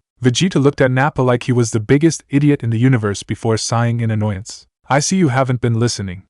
Listen well, Nappa, because I shall be saying this once. The reason as to why we are not obliterating their very existence is because it amuses me in how they believe they have a chance against us. That is why I set up this little tournament for a source of entertainment. Understand now, Nappa? Nappa gained a look of understanding before he smirked evilly. Yeah, I got it, Vegeta. But if they somehow manage to beat the Saibamen, can I kill them then? Vegeta seemed to gain the look of contemplation before he grinned. Sure, why not? But you will leave the Namekian alive. He will probably have the most knowledge of the whereabouts of these Dragon Balls. Nappa nodded and thanked him once again. As they had their conversation, May just looked at them in disgust at how easily they talked about killing before she decided to analyze the Z warriors. These Earthlings are really impressive and seem to be able to handle themselves against the Saibamen. But why does this feeling of anxiousness increase as time passes? She thought about it long and hard until she came up with a reason why she was feeling so afraid. Her eyes widened as she came up to one solution. Can they be stalling? Are they waiting for reinforcements? If so, who could it be? May brought her right hand up and pressed her index finger on the red button, causing the scouter to activate. Ignoring the power levels of everyone present, May looked around in all directions until her scouter picked up 2 power levels heading their way. Her eyes narrowed in suspicion as she read the power levels. 2 power levels of 2358, and 2196 are heading this way. They're weaker than the Namekian, but are they really? May glanced to the side where Vegeta was informing Nappa of why they didn't kill the Z-Warriors yet. Deciding not to inform them, May shut off her scouter and crossed her arms over her chest. Let's see how this will play out. After what seemed to be much deliberation from the Z-Warriors, Yamcha stepped up with his chest puffed out arrogantly. I'm next, so hurry up and bring it on. I'll kick that ugly green monster's ass faster than you can say ouch. Vegeta along with Nappa chuckled in amusement at Yamcha's proclamation, while May looked at him incredulously. Krillin dragged his right head down his face, and Piccolo and Kurama muttered something along the lines of stupid human. May shook her head as a Saibaman stepped up from the group. Maybe I was wrong. These humans can be so stupid. Yamcha got into his wolf fob fist stance, and the Saibaman got into a charging position. Yamcha vs Saibaman 2. Unlike the last fight, this one didn't start immediately as everyone thought it would, considering Yamcha's statement. No, the two fighters stood there, staring at the other's eyes. The wind gave out a nice breeze, causing the grass to wave around. The breeze slowing, but surely, ceased, and when it did, the fighters charged each other with a yell, where they met in the middle, punching and kicking each other at insane speeds. Their fight moved from side to the sky, then back to the ground where the cycle repeated. Punches were thrown and were either blocked or evaded. Kicks were sent in the middle of a combo trying to confuse the other, but yet again were blocked or evaded. Both of the fighters eventually gave out a punch with their right hands that clashed in the middle. As they pushed for dominance, lightning started to emerge from their fist, and the earth beneath their feet gained craters which slowly grew bigger and got deeper. The clash didn't last long as both fighters jumped back. Yamcha was breathing a little faster than normal and had a few bruises here and there, but overall was fine. On the other hand, the Saibaman was seen breathing deeply and had more bruises on it than Yamcha did. It glared at Yamcha and gave out a shriek as it charged him. The Saibaman gave out a roundhouse kick with his right leg towards the startled Yamcha, easily connecting the leg with his stomach, causing Yamcha spit out some saliva in pain and sent him flying. It then disappeared and reappeared towards where Yamcha was flying and kicked him again with his right leg up, directly hitting Yamcha's chin, snapping his jaw close, disappearing and reappearing again. But this time above Yamcha, the Saibaman brought his hands together and when Yamcha was close, slammed its hands on top of Yamcha's head, bringing him back down to hit the ground with a great big dust cloud forming. The dust cloud cleared to show an empty crater, surprising the Saibamen and the Saiyans since they couldn't sense the energy. The Saibaman looked around frantically, but froze when a shadow came over its form. It immediately turned around and fired a Ki blast with its left hand only to hit nothing. Its eyes widened in pain as it was hit in the head by a foot from behind, sending it flying. Yamcha, after sending the Saibaman flying, did what the Saibaman did before and appeared in front of its path, and sending it flying again many times. The speed in which Yamcha did this slowly increased until it appeared as if the Saibaman was a ball in a pinball machine. After hitting the Saibaman around 10 times or so, Yamcha ended it by slamming it to the ground with a roundhouse kick from above, causing it to head to the ground.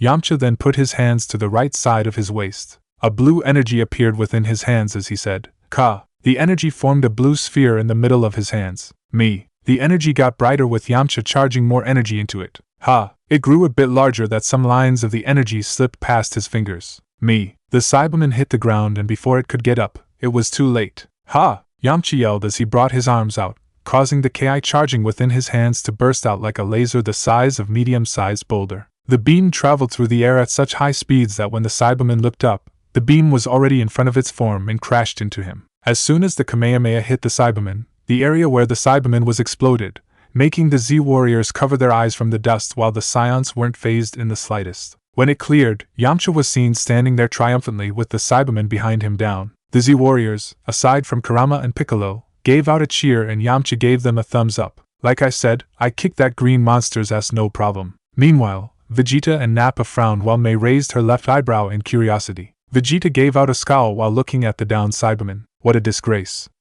A Saibaman losing to a measly human.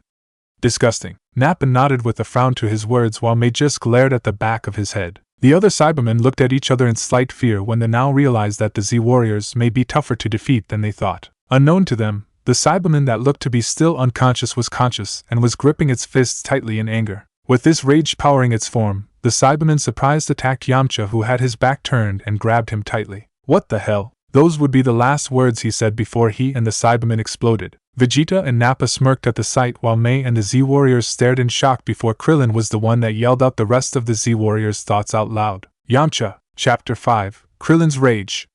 Nappa's patience runs out. The Z-warriors stared in shock at their friend's burning corpse, not believing that he was actually dead. Even after all the training they did, it didn't help prevent his friend's death. Gohan looked a little green, due to never witnessing the death of another human being, and Piccolo, noticing this, told them that this was what the world was like and that he had to deal with it. Despite the words being harsh, Gohan knew that was the truth and started to accept that, but that didn't help the sick feeling he got. He felt incredibly sad because, despite not getting time to know Yamcha, he was his father's friend and the way he died must have been really painful. The other Z-warriors, besides Kurama, were more saddened by the death of Yamcha than Gohan. One was a teacher to the man, two were really close friends to the man, and the last was a fellow student to the same teacher, which made them brothers in a way. The sound of laughter caught all their attention, and they turned their attention from their dead friend to Vegeta. After Vegeta stopped laughing, he smirked. Now that Saibamen knew what he was doing. If you can't even defeat one pathetic human in a fight, you might as well kill yourselves while taking them with you. Nappa laughed at Vegeta's words while May looked really disgusted. Nice one, Vegeta. The Z-warriors, besides Kurama and Piccolo who frowned, shook in rage when they heard how they treated their friend's death so nonchalantly like he was a piece of dirt. Krillin was the most angriest out of the group, second to Rashi, and glared at the Saiyans, specifically Vegeta, and the Saibamen. You'll pay for killing my friend, Vegeta laughed. What makes you think you can?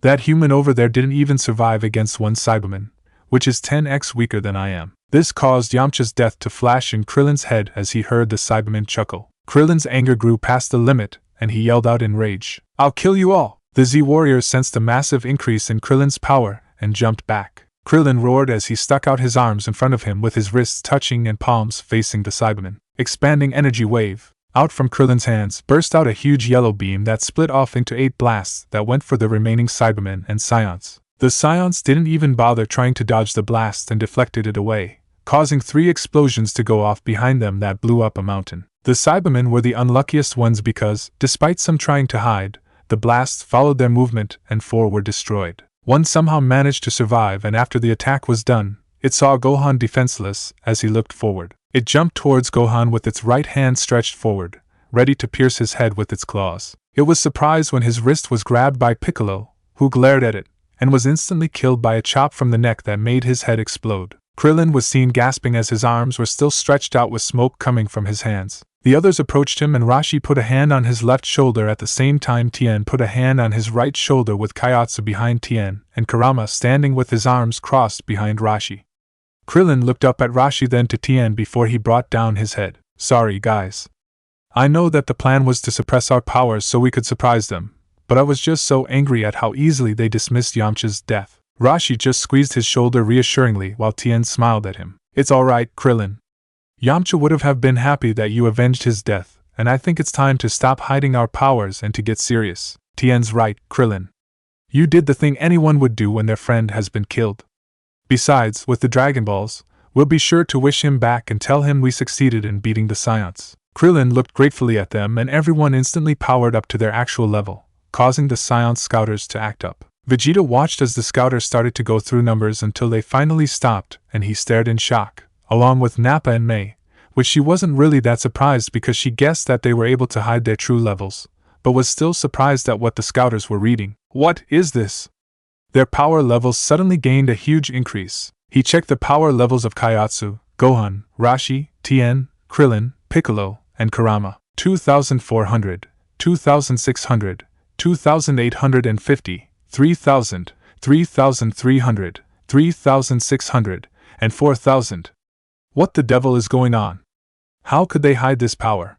They suddenly got stronger, with the weird-looking animal being on par with Nappa at his base level. Even though the sudden jump in their power levels shocked Vegeta, he wasn't worried because they didn't even come close to his or his niece's power. He chuckled in amusement. Hee, this is interesting. I won't ask how you Earthlings got so strong, but even with that, you still are no match for my power. May shook her head at her uncle's arrogance, but knew it was true. Sometimes I wish someone would just kick his ass and get rid of that stupid attitude. Nappa, unlike Vegeta, wasn't amused, but instead, was furious that the Earthlings had about as much power as he did, which didn't sit well with him. Hey Vegeta. Since the Saibamen are gone, can I fight now? I want to show them how powerful a Saiyan really is. Vegeta contemplated for a bit until he relented. Alright, you can have your fun, Nappa, but do not kill the Namekian. He probably knows where the Dragon Ball's out of the rest of them. Nappa chuckled darkly as he approached the group while cracking his knuckles. Sure, Vegeta. No problem. The Z-Warriors got into a stance as they prepared for Nappa. They tensed up slightly when Nappa powered up, with a yellow aura surrounding him, but panicked when suddenly he disappeared. They all tried to find where he was, but a shout got their attention. Arm break! They turned to the shout and saw Tien with his left arm on the ground as he bled from his forearm. Nappa chuckled as he watched Tien scream in pain and went in to finish him off, but Tien flew up to the sky. Tien, using his right hand, charged up an attack and was about to fire it down at Nappa, but Nappa was faster and flew behind Tien. Seeing that Nappa was going to kick down, Tien let his attack fade and swerved to the left to dodge it. When Nappa's kick missed and using the momentum to dodge Nappa's attack, Tien roundhouse kicked him with his right leg, causing Nappa to fly away into a mountain, destroying said mountain. Krillin and Kaiatsu flew up next to Tien. Are you alright, Tien? Tien took some breaths before he answered Kaiatsu. I'm okay for now. To be honest, I don't think I'll be able to fight for long before I run out of power. Krillin nodded. It's alright. If you can't fight, then we'll just fight for you. Tien thanked Krillin and suddenly, Nappa was seen flying towards them at fast speeds with a scowl. Nappa was truly enraged when he was knocked away into a mountain. Tien.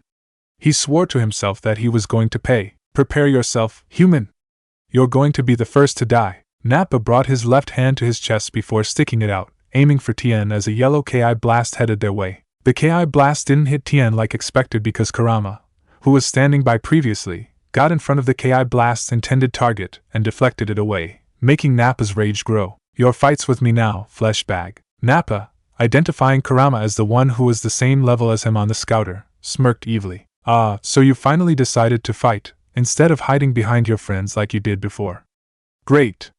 Now I have the pleasure of killing you. Kurama shrugged nonchalantly, not even terrified of Nappa's threat. You can try, Saiyan, but you won't succeed. Kurama turned to the other Z-Warriors, with Tien using his Ki to burn the wound so it would close up. You lot stand back and watch. I'll handle him. Kurama versus Nappa. Nappa roared once again and charged at Kurama with his right hand ready to punch the fox humanoid in the face. When he got in close, his attempt to hit him in the face failed in the form of Kurama tilting his head to the left. But that didn't deter or slow him down, as he followed it up with knee strike using his right leg, which yet again failed as Kurama simply swerved to the right to dodge it. This pattern continued on and on with Nappa missing every time and Kurama easily dodging the attacks. As this went on, Nappa's rage grew with each of his attacks missing. Finally having enough, Nappa charged Ki into his hands and fired a barrage of Ki blasts at Kurama. Instead of dodging like before, Kurama pointed his 9 tails at Nappa's attack and fired his own Ki blasts that were orange with a red outline. The attacks met at the middle and exploded every time they touched. Nappa, while firing several Ki blasts, charged one Ki blast with more Ki than the others and threw it at Kurama, smirking as he thought Kurama wouldn't even notice while being preoccupied with stopping his barrage. Unfortunately for him, Kurama did sense it and disappeared before it could hit him and reappeared behind the shocked Nappa with a smirk. Nice try, flesh bag, but you won't be able to surprise me with my superior senses. Nappa broke out of his shocked state and roared in rage as he swung his right arm back to hit Kurama. You dare mock me, an elite Saiyan? I'll show you. Kurama just grabbed the arm with his left hand with his left eyebrow raised. Oh? For an elite Saiyan, you sure do throw weak punches. Kurama's eyes narrowed. I'll show you what a real punch is like. Kurama pulled Nappa in and punched him squarely in the face with his right fist, causing Nappa to gasp in pain. But he didn't let go. He continued to punch Nappa several times, even adding a few knee strikes and tail swipes, and when he seemed satisfied, Kurama let go of his arm, who slowly started falling to the ground, and grabbed his legs with 2 of his tails. He then spun several times and released him, sending Nappa flying to the ground, creating a crater. If you thought he was done, you would be wrong. Kurama changed from his humanoid form to his natural fox form, and aimed his head towards Nappa's down form with his mouth wide open. He then brought all of the tips of his tails to his open mouth, and charged his Ki in front of his mouth. An orange ball started to form in front of his mouth that slowly shifted to crimson red then finally to a purple ball, which grew in size as well when it was changing colors. Kurama fired his attack and yelled out, Tailed Beast Bomb! The humongous ball of Ki raced to the crater where Nappa was at, and when it made contact with his target, an equally humongous explosion occurred, causing a dust cloud to appear. When it cleared, the crater changed to a seemingly bottomless pit. Kurama changed back into his humanoid form and landed back on the ground near the Z warriors, looking at the destruction of his attack. Even though this isn't the first time using the attack, I'm always surprised how powerful it is. The Z warriors stared in shock at the power of Kurama's attack, and Krillin chuckled nervously as he said, "Glad he's on our side." Everyone nodded their heads simultaneously in agreement. Mei stared with wide eyes at the magnitude of Kurama's attack and couldn't help but be impressed. Incredible. Simply incredible. If 1 year of training made them this powerful, I wonder how strong they could get in a couple of years. She shivered slightly in fear but mostly in excitement at the thought of facing strong adversaries. Vegeta couldn't believe what he was seeing. How is it possible that these Earthlings got so powerful in just 1 year? It must be the power of those Dragon Balls. Vegeta thought more about it and decided to change his plans. If these Dragon Balls can give them this much power, then the ones at Namek should be several times stronger. Just got to deal with these pests. Vegeta looked down into the hole and yelled out, "Nappa! If you're still alive, forget my last order.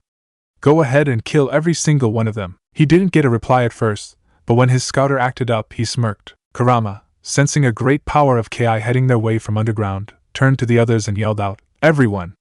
Get away as fast as you can.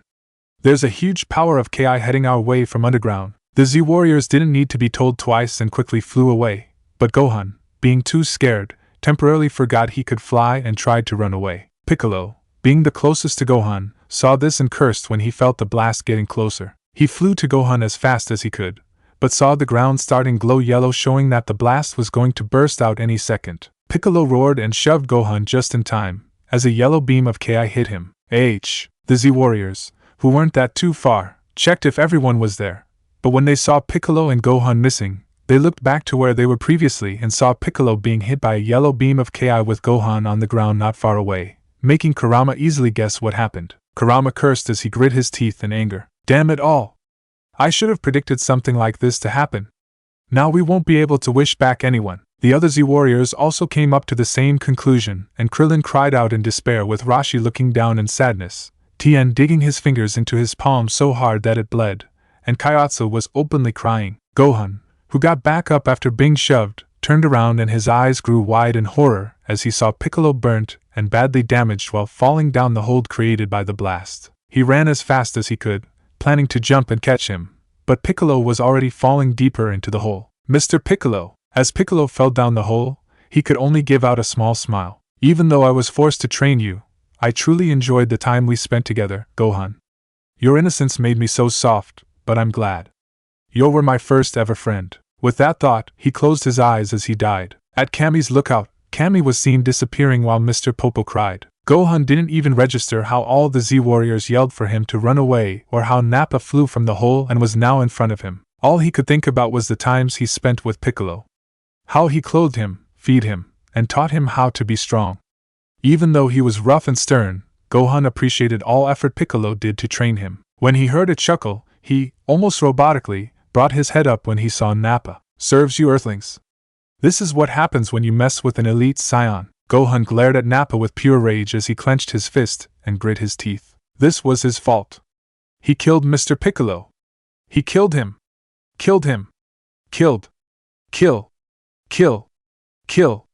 I'll kill him. Gohan roared as he charged, brought his hands together, above his head, and a yellow aura of Ki glowed within his hands, preparing to fire the attack taught to him by his late master. Vegeta watched all this with a bored and semi-irritated face, but when his scouter acted up, he looked at it, and his eyes looked ready to jump out of his eye sockets. This boy. How? His power of 2,600 went straight to 10,000. Seeing that Nappa was too close to dodge, Vegeta yelled out, "Nappa, you fool! Block that attack. If you don't, you'll be destroyed." Nappa, hearing the warning, crossed his arms over his chest, just in time to as Gohan released his attack. Masenko HA. When the blast was done, Gohan was shown panting heavily as he was on his knees while Nappa was seen standing, with his armor finally being destroyed after taking so much damage. Nappa was glad he followed Vegeta's orders because that attack, as much as he hated to admit it, hurt him badly. Tired of being damaged so much, Nappa glared down at Gohan. "You little shit! I'm done with you Earthlings. Prepare to die." The Z warriors tried to rush towards Nappa in hopes of saving Gohan, but knew that they wouldn't reach them in time. When Nappa raised his right hand, Gohan closed his eyes while tears started to fall down his face. I'm so sorry, Mr. Piccolo. Even my best wasn't enough. Daddy, big brother, help! Gohan winced as he expected pain, but after a couple of seconds when he didn't feel any pain, he took the risk and opened his eyes. What he saw made him cry again, but these were tears of joy. Naruto standing in front of Nappa holding his arm while Goku was standing protectively in front of him. Goku turned around and smiled kindly at Gohan while Naruto gripped Nappa's arm tighter. You did great, Gohan.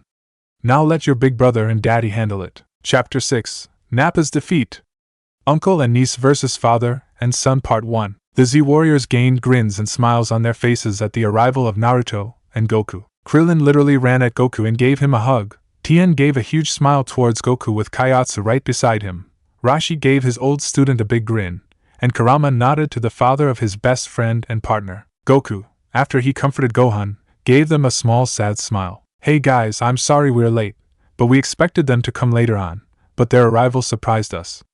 We tried to get here as fast as we could, but his face grew angry while the others grew sad. Even Kurama had a frown on his face. Yamcha and Piccolo were still both killed. Now without Piccolo, Kami's already gone along with the Dragon Balls, so we can't wish them back. He clenched his fist and girt his teeth in anger and frustration as Kurama explained what happened, starting with how Yamcha died and ended with how Piccolo died. They felt so hopeless because they didn't know how to bring back their friends until Krillin remembered something Vegeta said. Actually, I think I know how we can bring them both back. Everyone turned to him and he said, I heard one of the Saiyans talking about a planet called Namek, I think.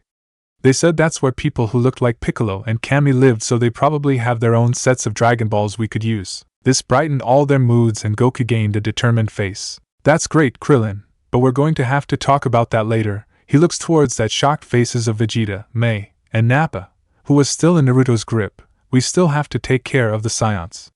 You guys stand back while Naruto and I handle this. Tien and Krillin stepped up and tried to convince Goku to allow them to help, but Goku shook his head. It's alright. Naruto and I can handle this. He takes a small brown bag from his left hip and hands it to him. Take this senzu beans and hand them around to those who really need it, and save the rest for later. Tien and Krillin were about to try and argue again, but Rashi prevented them from doing so by holding up his cane. Rashi looked towards Goku and gave him a small smile. If anyone could hope to defeat these Saiyans, it's Goku and Naruto. Let's just let my old student and his son deal with this. Goku gave his old teacher a grateful nod and the others reluctantly left with Gohan, Kurama, and Krillin still being there. Gohan stared at his older brother's back as he gripped onto the arm of the shocked Nappa, then looked up at his father with tears in his eyes. Daddy, they killed Mr. Piccolo. I don't want you and big brother to die too. Goku gave his youngest son a sad smile at seeing him in so much pain, but gained a grin that was filled with confidence as he ruffled his son's hair with his right hand. Don't worry about your brother and I, Gohan.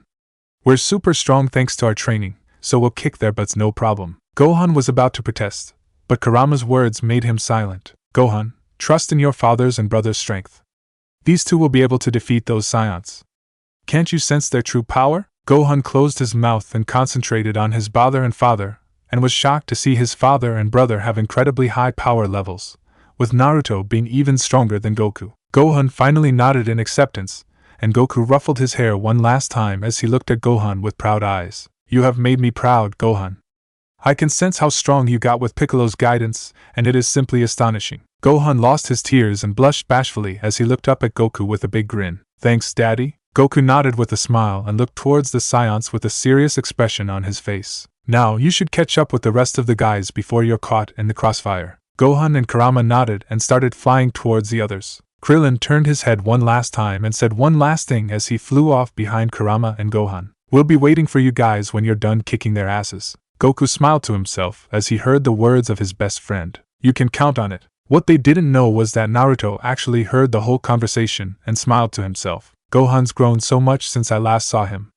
It's also great to see the others after so long. He frowned as he heard what happened to the Yamcha and Piccolo. Vegeta seemed to snap out of his shock and he quickly gauged the levels of Goku and Naruto. 2358 and 2196.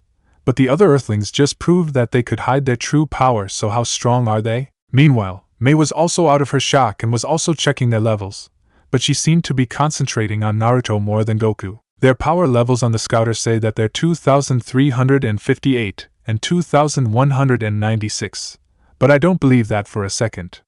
Also, I don't know why, but the boy, who looks around my age. I feel as if he's stronger than the two of them. But why? Nappa was also brought out of his shock when he saw Gohan, Kurama, and Krillin leave and immediately got pissed.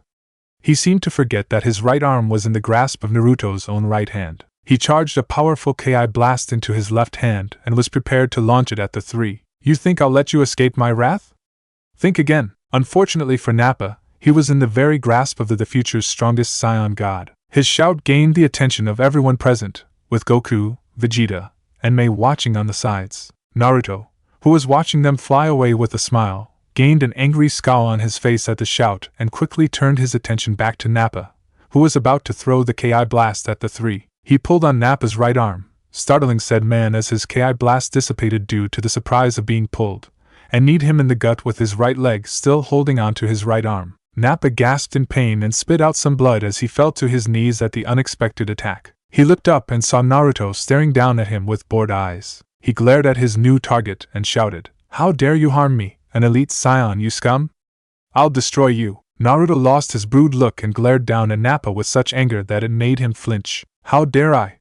No, how dare you? You have killed thousands of innocent people, including my friends, and have tried to do the same to my brother. As far as I'm concerned, you deserve it. Also, the only scum here is you and those other Saiyans." Vegeta frowned and glared at Naruto for his words, causing Goku to tense up just in case Vegeta jumped in the fight, while May flinched at being called scum and slightly brought her head down. Naruto's eyes grew cold and said, "As for destroying me, dream on." Naruto vs. Nappa. Naruto, within half of a second, switched his hold on Nappa to his left hand and brought up his right elbow and smashed it down on Nappa's forearm, cracking bones and making the forearm down totally useless. That was for Tien's arm. He let go of his arm and ignored Nappa's pained yell, who was cradling his right arm as he was still on his knees, and grabbed his tail with his left hand before yanking it off, causing Nappa to yell out in outrage. Nappa opened his mouth and launched a yellow Ki beam attack at him, and it hit, causing an explosion to go off. Nappa smirked, thinking that it worked, but his face morphed into a terrified look as he saw Naruto still standing there, with no scratch. Naruto grabbed Nappa's face with his right hand and jumped up, bringing Nappa with him, and slammed him head first into the ground, forming a crater. He got up from his crouched position after slamming Nappa to the ground and stared down at his groaning form. That was for Yamcha. Naruto grabbed Nappa's neck and pulled him out of the ground. He let go of Nappa and kicked him up using his right leg, hitting directly under his chin. His form disappeared and reappeared above Nappa's flying form. He brought his right arm back, and when Nappa's face was about the same level as his fist, he thrust it forward, socking Nappa directly on the jaw, breaking a few teeth. This pattern of Nappa being sent flying happened of a while, making Nappa look like a pinball. It soon stopped when Naruto reappeared in the way of Nappa's path and started to punch and kick several times, breaking his other arm and legs. He ended it with an uppercut to his chin with his left fist. That was for Piccolo. He pointed his right index finger at Nappa's slowly falling form. "And this," his eyes narrowed, "is for my brother." A red and black ball appeared in front of his index finger before it expanded 10x its size and flew through the air as a beam towards Nappa. "Zero." Nappa stared at the approaching Zero before shifting his eyes to Vegeta. "Vegeta, this boy is a monster. Help me. He's going to kill me." Vegeta seemed to notice Nappa's eyes on him and guessed what he was thinking, so he just gave him a cruel smirk. "If you can't even beat a child of a common Saiyan, then you don't deserve to live." Nappa's eyes widened in horror, and the last thought he ever had before being totally annihilated. Vegeta! After the attack passed, there was nothing left of Nappa at all. Naruto just stared at the where Nappa was destroyed before shaking his head and landed beside his father. Goku slightly flinched at how brutal Naruto was towards Nappa, but understood that the most important thing to Naruto was his family and friends, so if you messed with them, then you should expect a beating. Vegeta lost his smirk and stared at Naruto with interested look. Despite Nappa being an elite Saiyan, he still lost to this brat. But this brat is a Saiyan, if that red tail around his waist is any indication, so it's not that surprising. But how strong is he really? May was also having her own thoughts as she stared at Naruto with a small smirk. "I might have found a real challenge for once." Goku stared at Vegeta and May with narrowed eyes and said, "I suggest you two leave our planet and never return, or else." Vegeta smirked at Goku. "Or else what?" Naruto answered for his father. "Or else you'll have to deal with us." Vegeta stared at them for a couple of seconds until he started to chuckle, which turned into laughter. May just rolled her eyes at her uncle's antics and crossed her arms under her chest. Vegeta's laughter calmed down, and he stared at Goku and Naruto with amusement in his eyes. What makes you think I'm afraid of some common Saiyan and their half-breed son? Goku and Naruto glared at Vegeta and Goku said, You should be afraid because we're done holding back. Goku's body was surrounded by a blue aura and Naruto was surrounded by white aura, with both of their auras getting bigger. Vegeta's and Mei's scouter were activated and their eyes widened in shock. 3,000, 4,000, 5,000, 20,000? What the devil? How can their power levels be higher than my power level? Me, the prince of all Saiyans? 20,000 and 25,000, so I was right when I thought that the boy was stronger than his father. But I didn't expect this. Vegeta clenched his fist and grit his teeth as he stared in rage at them. How can you two have gained so much power in such little time? I demand to know as your prince. Goku and Naruto stared at Vegeta like he was an idiot and Goku said, You think we would be dumb enough to tell you how we got this strong? Vegeta's glare intensified and he gained a purple aura around himself as he increased his power. Fine. If you won't tell me, then I shall beat it out of you. He turned his head to Mei and said, Mei, you take care of the brat.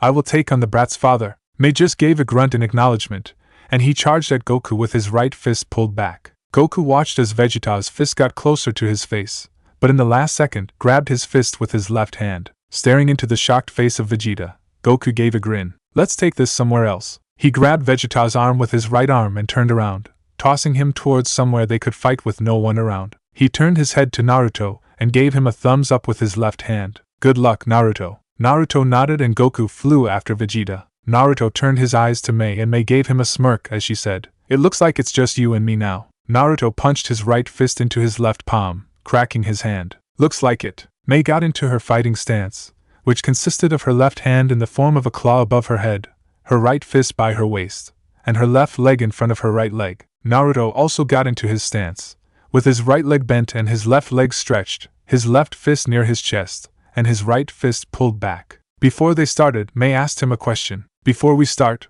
why don't we introduce ourselves? I'm Mei, the niece of Vegeta, the one who went to fight your father. Naruto looked questionably at her, wondering why she would want to know his name, but decided to amuse her, seeing as she wasn't like her uncle or that other Saiyan he killed. I'm son Naruto, the son of Son Goku, the strongest man in the world. Now that we're done with introductions, prepare yourself. Mei's smirk grew and she nodded. So his name's Naruto, huh? I'll remember that. Naruto vs Mei. Naruto rushed towards Mei and threw his right fist, aiming for her face or specifically, her temple, but she easily moved her head to the right. Naruto wasn't even surprised that she could dodge his attack and he continued to send out punches, kicks, and even some knee strikes while Mei either dodged or blocked. In the midst of the fight, Mei's eyes narrowed in concentration and curiosity as she dodged and blocked his attacks. His punches are very accurate, aiming for vitals. If I haven't dodged or blocked his attacks then I would have been killed easily. Also, his movements don't waste a lot of energy. He's been trained well, but she smirked. If this is all he can do, then he's bound to lose. Her eyes widened though when she felt something rough come in contact with her back and turned her head to see a mountain. She turned back to Naruto, who had a smirk on his face and had his left fist pulled back, with wide eyes. He's been leading me this whole time. She brought her head down and crossed her arms over her chest at the same time Naruto's punch came in contact with her arms. The sound of an explosion occurred and Mei was launched through the mountain and two other mountains after that one while her legs were still firmly on the ground, causing a dirt path to form from where she was previously to her current location. Mei dropped her arms and looked across the field to see Naruto standing staring at her with his left fist smoking. She coughed up some blood and spit as she stared at Naruto with her still wide eyes as she took some breaths. He noticed how I was analyzing him during the fight and used that to lead me into a corner, where he was able to punch me through 3 mountains. My arms sting and feel like they're going to shatter any second now. What kind of training did he go through to gain such strength? When she saw Naruto bring up his left arm and motioned for her to come at him with his fingers, her eyes returned to normal and she grinned excitedly. This is the fight I've been waiting for. A person that can go toe-to-toe with me and actually make me try. Well, since he's been kind enough to show me what he's got, why don't I return the favor? Mei brought her arms to her waist, and she roared as a dark pink aura surrounded her. She then bent her legs and pushed off the ground, causing a crater to form, as her body flew towards Naruto. Naruto watched as Mei flew towards him and thought, from what she showed, I can tell she's incredibly skilled, but can't use the ability to sense Ki to predict my attacks. Probably used to fighting at high speeds caused her to instinctively react. Along with this, her power is near my own. This could be tough, but I do enjoy challenges. Naruto grinned and flared his white aura back on. When Mei was close enough to Naruto, they both yet again started a clash, but this time was at high speeds, throwing punches and kick as hard as they could while their auras also clashed against one another. Their battle was so fast that they seemingly disappeared and explosions occurred around the whole area, with most of them coming from the air. Their forms were shown again in the middle, both containing some bruises and even some cuts, with their fists struggling to beat the other. Mei's veins on her forehead started to pulse as she grit her teeth, showing how much effort she's putting into her punch, while Naruto himself was in a similar state. When their fists started to release some lightning, they pulled their fists back at the same time and threw their other fists, causing them to come in contact again, where lightning burst from the contact as well as an explosion louder than before. They stared at the other's eyes, showing that they weren't going to give up. This caused them to have a contest of strength by kicking and punching at the same time, trying to outdo the other. After a couple of punches and kicks, they both realized how they were never going to get anywhere, and quickly jumped back. Mei took some deep breaths and looked across at Naruto, who was sweating slightly, with her excited grin still in place. "You are probably the strongest person I have ever faced, Naruto." Naruto stared at her, also with a grin on his face as he was actually enjoying the fight, and saw that Mei was different from her uncle. "I could say the same for you, Mei. I haven't met anyone as strong as me, aside from my father." Mei's grin grew at his response. "That's interesting to hear, but let's see how you deal with this." She spread out her arms, with her palms facing him as they glowed a dark pink, and brought her hands together, yelling out, "Great Devastation Wave!" A dark pink beam burst from her hands, heading towards Naruto. Naruto's eyes slightly widened at the power in her attack, but returned to normal as his grin on his face grew. He placed his hands at near his right hip as a dark blue ball of energy formed within his hands. The energy grew bigger faster than Yamcha's attack, and by the time Mei's blast was near him, he threw his hands forward. Kamehameha! A dark blue beam ejected from his hands and clashed with Mei's beam, as they fought for supremacy yet again. Mei, seeing how closer her beam was to Naruto, roared as she put even more energy into her blast, causing it to grow. Naruto responded in kind, seeing as he was starting to lose, and his beam easily grew 2x bigger than her attack and took it over. Mei stared in shock, watching Naruto's attack head towards her, and before she knew it, she was hit by the beam. Naruto dropped his hands and stared at the dust cloud caused by the impact of his attack. When it cleared up, he slightly blushed at what he saw. Mei was seen standing with her armor almost completely gone, barely covering her modesty, bleeding from her forehead and wincing in pain. Naruto shook his head, clearing his embarrassment, and was about to make a comment, but suddenly sensed a huge power increase in the direction of where his father was fighting the other Saiyan. He, along with Mei, who noticed him stiffen a little, looked towards where Goku and Vegeta was fighting and saw a bright white light in the sky. He gained a worried look as he thought, "Dad." Chapter 7, Uncle and Niece vs. Father and Son Part 2, Desert. Couple minutes before Naruto's fight, Vegeta flipped in the air a couple of times until he was able to regain control of his body and turned around as he grit his teeth, staring at Goku, who was still flying towards him. "How dare that low-class Saiyan throw me, an elite Saiyan, like that?" Goku landed on top of rock and stared at Vegeta in the eyes. Vegeta's face grew into an arrogant smirk. "Although I hate admit it, this low-class Saiyan is strong, so maybe I can convince him to work for me." With his plan set, Vegeta crossed his arms and said, "If I remember correctly from Raditz, your name was Kakarot. Well, listen carefully, Kakarot, because I will only say this once. Join me and together we shall rule over several planets. You can have anything you desire. With our strength combined, no one can touch us. What do you say, Kakarot?" Goku stared impassively at Vegeta for a couple seconds and said, "Sorry, but," Goku grinned, "I have all I could ever want here on Earth, so I'll have to decline your offer. Also, my name isn't Kakarot. It's Goku, so I would really appreciate it if you called me by my name." Vegeta instantly scowled and glared at Goku with so much anger in his eyes. Does he think that he's better than me, the prince of all Saiyans, or is he just an imbecile? I tried being generous, but he outright rejects it. I'll make him regret defying me. So be it. Goku vs. Vegeta. Vegeta rushed towards Goku with his left arm pulled back and threw it towards Goku's face, only for Goku to move his head to the left. Goku, after letting Vegeta's left fist pass by his head, brought his right knee up, striking Vegeta in the abdomen, causing said man to cough out some spit. Vegeta growled and unleashed a flurry of punches towards Goku, who dodged or deflected his punches easily, angering him even more. Goku then began to attack as well, throwing punches and kicks at Vegeta as they moved around the desert. Vegeta's punches would hit Goku in the shoulder, but they didn't do that much damage as Goku would strike Vegeta in the shoulder as well.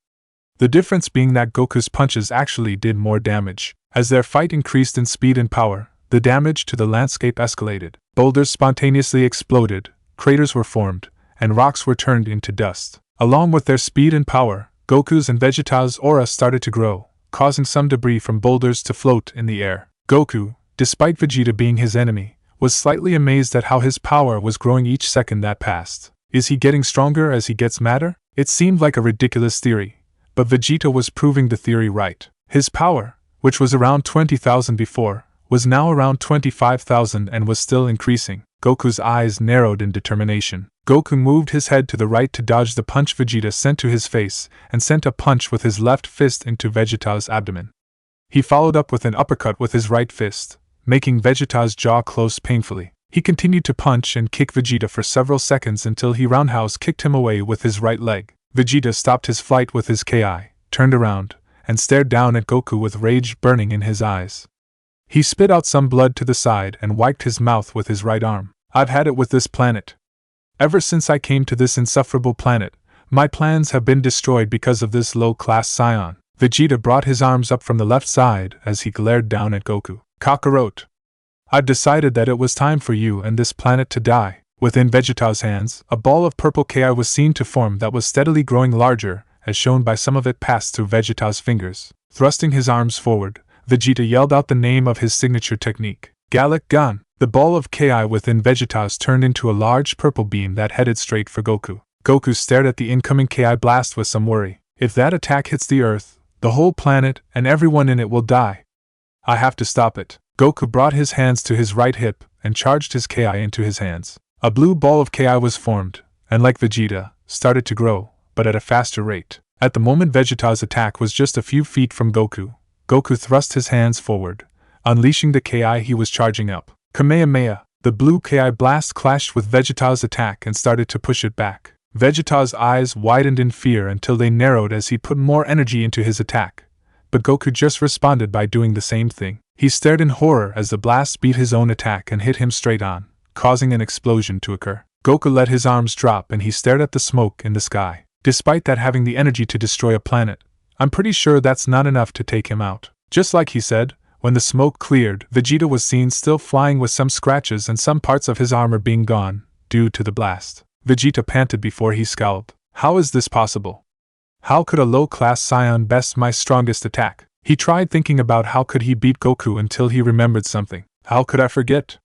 I can just transform into an Oozuru and end this fight. Grinning evilly, Vegeta looked up at the sky, looking for the moon until he saw that there was no moon. Vegeta frowned, but that didn't deter him that much as he could create an artificial moon. Bringing his left hand up, he charged his Ki into it, causing a white ball to form, before he launched higher into the sky. The effect was instantaneous as his body started to get hairy and grow until he was the size of mountain. Don't know how big an Oozuru. Vegeta laughed, which sounded way deeper than his usual voice, and stared down at Goku. You were a fool in losing your tail, Kakarot.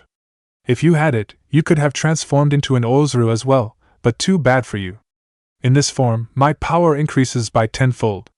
With this form, I shall destroy you. What he didn't know was that Goku didn't register anything that he said because he was having flashbacks of the past. He remembered how his grandfather was killed by a giant monkey, how a giant monkey destroyed Pilaf's castle, and how a giant monkey destroyed the stadium at the World Martial Arts Tournament. Seeing this transformation, Goku realized that he was the giant monkey that killed his grandfather, destroyed Pilaf's castle, and destroyed the stadium in the World Martial Arts Tournament. Due to this shock, Goku wasn't prepared for the giant hairy fist that knocked him through 3 pillars of rock, making him buried in a pile of rubble. Vegeta, after successfully landing a punch on Goku, laughed evilly. With this power, I'm unstoppable. The pile of rubble Goku exploded and Goku stood up, wincing when he felt the pain from Vegeta's punch. Damn. That punch was ridiculously strong. I think it broke some of my ribs. He shook his head and slapped his hands against his cheeks. Okay. Now that I cleared my head, how can I beat Vegeta? What could be strong enough to beat him? Goku's eyes widened before he flew up in the air, barely dodging the punch that obliterated the area where he was previously. After seeing Goku fly up to dodge his punch, Vegeta smirked, predicting this to happen, and smacked Goku with the back of his right hand, sending him straight into a boulder. Goku coughed out some blood when his body buried itself into the boulder before he forced himself out of the boulder, landing on his knees. He didn't have any time to rest as Vegeta was above him, preparing to step on him, and jumped to the right, avoiding the gigantic foot on time. Goku, wanting to gain some distance, activated his Kaioken and flew a great distance away before his Kaioken deactivated and fell to the ground in exhaustion. If this keeps up, I won't have any energy left to fight and I'll die. What am I going to do? Vegeta grinned, feeling joy in seeing how superior he was over Goku, and even chuckled watching Goku fly away. Yes, this is how it should be. Low-class Saiyans like Kakarot fearing and running away from the elite Saiyans such as myself, but his effort will all be in vain because in the end, he will be destroyed by my hands. Vegeta's grin grew and he flew over to Goku, easily catching up to him due to his size. Staring down at the downed form of Goku, Vegeta got down to pick him up with his right hand. He wasn't prepared for Goku to turn on his back with his hands on his face, yelling out, "Solar flare!" Vegeta roared in pain, covering his eyes with his hands, when a bright white light flashed in his face. Goku quickly got up to his feet and flew to the top of a rock nearby, with his arms towards the sky. A blue ball formed above him, and white particles of light was shown coming from every living thing towards the ball, increasing its size steadily. Come on! Why can't this thing charge up faster? Goku just hoped that he would have enough time to charge his attack. Unfortunately for him, Vegeta was able to regain his vision and saw what Goku was doing. Vegeta opened his mouth and a yellow beam, similar to how Nappa attacked Naruto, launched from his mouth, striking Goku's whole body. Aha! Goku, due to Vegeta's attack, lost most of the energy he was charging up and collapsed to the ground in exhaustion. Vegeta, wanting to see him in more pain, lifted his right leg and crushed Goku's legs, making him yell out in even more pain. He then picked Goku's body with his left hand and brought his hands together, with Goku in between his hands. Vegeta stared at Goku's squirming form with a scowl. For all the pain that you have dealt me, you shall pay the price with your life. He started to crush Goku within his hands, causing Goku to yell out in pain. Goku, thinking he was going to die, closed his eyes and thought, I'm sorry, Naruto, Gohan, Chi-Chi, everyone. I failed. Vegeta could feel how close he was to killing Goku and was grinning until he was struck in between the eyes. Roaring in pain, he looked for whoever dared strike him and saw Naruto in between his arms. Naruto pulled his right arm back when he was in front of Vegeta's right forearm and struck him as hard as he could. This made Vegeta release Goku to cradle his arm with his left hand. This all happened within 3 seconds. Feeling that he wasn't in Vegeta's grasps and someone was holding him up with his left arm over their shoulder, Goku opened his eyes and stared at his savior in shock. Naruto? Naruto turned his eyes away from Vegeta and stared down at his dad in worry. Are you alright, Dad? Goku sighed and smiled up at him. I'm fine, Naruto. Thanks for the help. Naruto smiled at his dad and said, Of course. Naruto descended to the ground and gently let down his dad onto the ground. Rest here, Dad? I'll handle the rest. Goku nodded and closed his eyes. Standing back up, Naruto turned around and stared towards Vegeta, who was still cradling his arm, with Mei, who transformed into an Ozuru as well, next to him with narrowed eyes. I'm guessing that those giant monkeys are Vegeta and Mei, based on their clothing, but how did they transform? He noticed how brighter it was above them, so he looked up, and when his eyes came in contact with the bright white light, he felt his whole body freeze and his heart start to beat like crazy. He suddenly lost his ability to think rationally and his body started to gain red hair all over his body and grow bigger, causing his clothes to be ripped and fall to the ground. Vegeta and Mei stared at Naruto's form in horror and noticed that his body was different from theirs. Naruto's body was more lean, showing the muscle under the hair that covered his body, taller than both of them, and his eyes were pitch black. Naruto, due to this being his first time transforming, had no control over his body, so the only thing he wanted to currently do is destroy everything within his sights, which were currently Mei and Vegeta. Naruto brought his head up and roared an unholy demonic roar. Chapter 8. Saiyans defeat. Brother versus brother. Naruto let his head back down after letting out a roar, and his black eyes glared at the other two Oazurus, which were a bit smaller and rounded than he was, as he growled at them. Vegeta and Mei could only stare in shock at Naruto's form. I can't believe I forgot about the low class's spawn. Even if he's half human, he's still a Saiyan, which means he can transform into an Ozuru as well. How could I be so careless? Why is his Ozuru form so different from ours? From his build, it seems that it was built for speed instead of strength.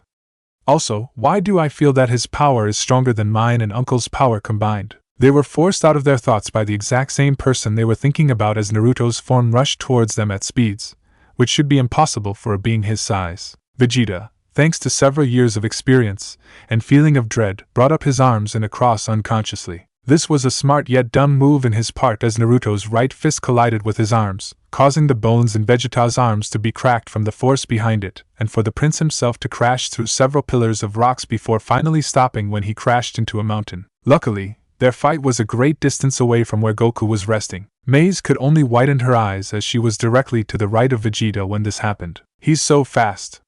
How can he be this fast in his Oozuru form? Mei understood at that moment that she and her uncle stood no chance against him, even if they worked together. Knowing that fighting in close combat was pointless, Mei jumped back several feet and charged Ki into her hands, causing a pink aura surround her hands. She then released all that energy in the form of several Ki blast attacks towards Naruto's body, who still had his arms stretched out from punching Vegeta. Her attack was a success as she watched several explosions go off against his body and form a dust cloud. She gained some hope when she saw her attack come in contact with Naruto, but that soon disappeared and was replaced with fear when it revealed that Naruto wasn't even damaged. Naruto felt great satisfaction when he punched Vegeta, but was soon irritated when he felt several explosions go off on his back. They didn't really hurt him, but it did piss him off enough to find out who did it. Naruto let his right arm drop and turned around, looking for the culprit before his black eyes landed on Mei's form, who could only stare at him in fear with smoking hands. Naruto growled before he opened his mouth,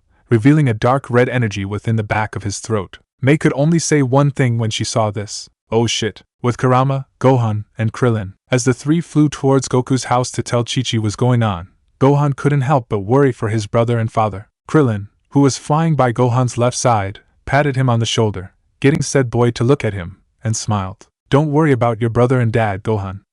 Those two are the strongest people in our world. If anyone can beat those Saiyans, it's those two. Gohan was a bit relieved, but still had a worried look on his face. What if the Saiyans have some kind of trick up their sleeves? Kurama, who was flying by Gohan's right side, smacked the boy in the back of his head, making Gohan let out a small ouch. Don't be so worried, brat. Even if they do have a trick up their sleeve, Naruto and Goku are sure to find a way to beat them. Gohan seemed to finally be convinced when he looked like he was going to smile. But that dropped when they saw a bright dark red light behind them and heard a humongous explosion. Gohan stopped in the middle of the air before turning around, determined to help his brother and father. He was stopped by Krillin, who had a worried face, when the bald man grabbed his left arm with his right hand. Gohan! Don't act so reckless. If you go back there without a plan, you'll just end up getting killed. Gohan tried shaking the man's hand off as he shook his head. I don't care.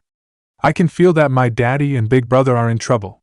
I want to help. Knowing how stubborn Goku was when he was younger, Krillin let out a sigh before his face turned serious. Alright, we'll go back to see if we can help in any way. Gohan seemed ready to cheer, but Krillin decided to give a warning. But if I see that it's too dangerous, I want you to fly away as far as you can. Do you understand? Gohan reluctantly nodded and Krillin nodded, satisfied. Krillin turned towards Kurama, who was staring at the direction of Naruto's battle with narrowed eye, and said, Kurama, can you please fly back to Goku's house and tell Chi-Chi what's going on?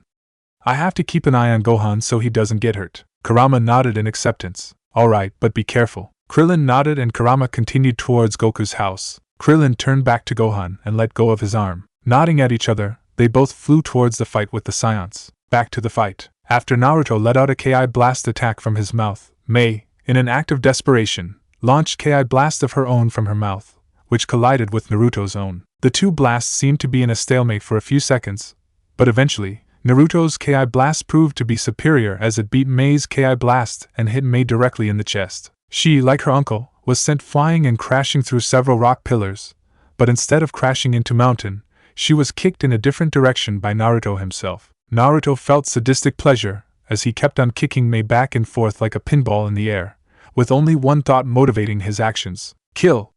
Kill! Kill! Kill! Kill! Vegeta groaned in pain as he was finally able to rip himself off the mountain he crashed into and glared bloody daggers at Naruto. How can a spawn of a low-class Saiyan have so much power? I will force the answer out of him before I eradicate his whole existence. With that thought in mind, Vegeta let out a roar and flew towards Naruto as fast as he could. Naruto gave a final kick to Mei's back, causing the girl to crash into the rocky ground and be knocked out as shown when she started to shrink and stay unmoving in a humongous crater. He looked towards the power signature he felt was heading his way and saw Vegeta spying towards him. Vegeta pulled back his left arm before sending his left fist towards Naruto's right cheek once he was close enough. He smirked when he saw it come in contact with Naruto's cheek, but he gained a horrified face as he discovered something. Naruto had let him punch him, and the punch didn't even affect him at all. For Naruto, the feeling he got from Vegeta's punch was the same feeling he got from Mei's Ki attacks: irritation and annoyance. Naruto decided to end this and grabbed Vegeta's fist with his left hand, moving away from his face. He gripped Vegeta's fist until he heard bones break, causing the prince to let out a shout in pain. Naruto caused Vegeta even greater pain when he, while still having his hold on Vegeta, broke the rest of his bones in his left arm with his right elbow. He let go of his hand and punched him straight in the gut with his left fist, making Vegeta spit out some blood and fall to his hands and knees. Vegeta couldn't believe how fast he was taken down. After his fist hit Naruto's cheek, Vegeta was subjugated to several amounts of pain when the bones in his left hand were shattered by Naruto's grip, followed up with the bones in the rest of his arm to be obliterated by Naruto's right elbow, and ended with a punch to the gut that made his organs feel like mush. Vegeta could only stare up in fear at the being in front of him, who only stared down at him with bored black eyes. He is a monster. I don't even think Frieza could stand a chance against him. If he's this strong with a year of training, how strong will he be in a couple of years? Vegeta, at that moment, felt true fear of the being in front of him, even more so than Frieza. Naruto looked towards the Vegeta's tail and, for some reason, even though his mind was still overcome with rage, knew that it was the source of Vegeta's power. So with his incredible strength, he gripped the tail with both his hands and ripped it off of Vegeta, who widened his eyes in pain and despair. Nuh! This made Vegeta's body shrink and lose fur before he was back in his normal body with several injuries such as cuts and bruises on his person. Naruto dropped the tail to the ground and destroyed it with a small Ki blast using his right hand. When it was destroyed, Naruto hit both his fists against his chest and roared into the sky in victory. Roar! This, of course, let out a great shockwave that dispersed the clouds above him. Vegeta, who was lying on his back, could only watch this take place as he suffered from the pain of his injuries. When he finally stopped roaring, Naruto looked around to see if he had any more opponents to face. Seeing no more, Naruto got mad at not being able to fight anyone and started to destroy the area around him with kicks, punches, and even small Ki blasts. With Goku. Goku was awakened from unconsciousness when he felt Naruto's Ki start to increase as he got angrier. Sensing that Vegeta and Mei were unable to fight, Goku tried to telepathically tell Naruto to stop. With Naruto, Naruto crushed another boulder to smithereens with his left fist before he heard a voice in his head. Naruto! Snap out of it! You already beat the Saiyans. Control yourself before you destroy everything in sight. Naruto temporarily stopped moving and wondered who the voice belonged to, but knew that it was familiar. Naruto! Son! I know you! You're not like this.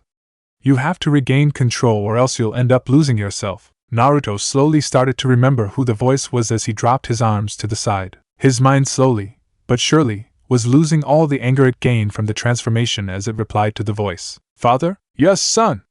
It's me, your father! Where are you? I'll tell you later, son, but right now I need you to regain control of your body. My body? Naruto suddenly shut his eye and grit his teeth as he grabbed his head with his hands. Destroy! Destroy! Destroy! Destroy! No, don't listen, Naruto.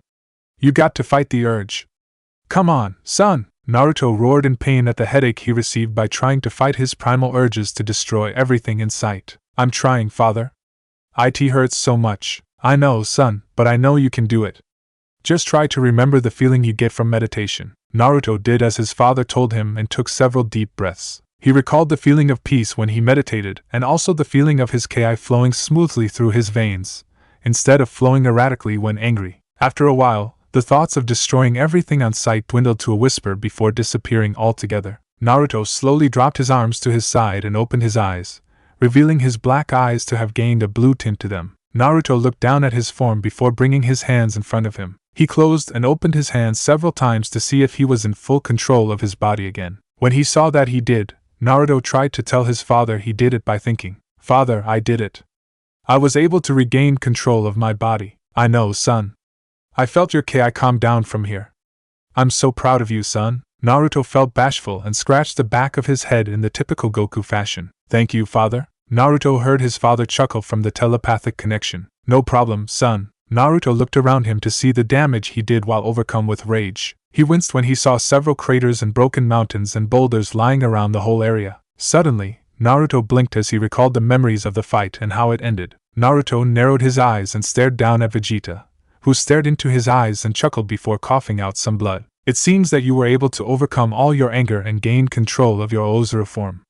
That's pretty impressive for someone who transformed for the first time. Naruto crouched and moved his head forward, so that his face was close to Vegeta's body. It appears so. Father, what should I do with the Saiyan? With Goku? Goku thought about Naruto's words for a while and wondered what should he tell Naruto. If it weren't for Naruto and myself, the earth would have probably been destroyed by now. The girl Naruto fought doesn't seem to like the thought of senseless destruction, but Vegeta showed he wouldn't hesitate to kill me.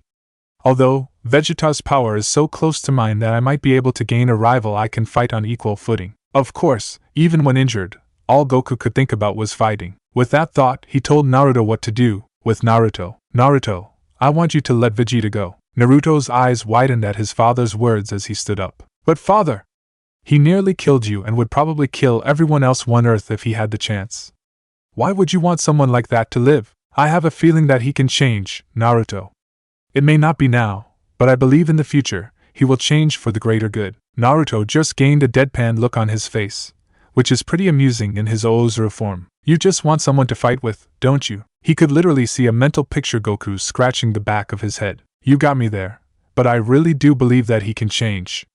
Just call it a gut instinct. Naruto sighed and sometimes cursed his father's forgiving nature, but would trust his father's word. Alright, father.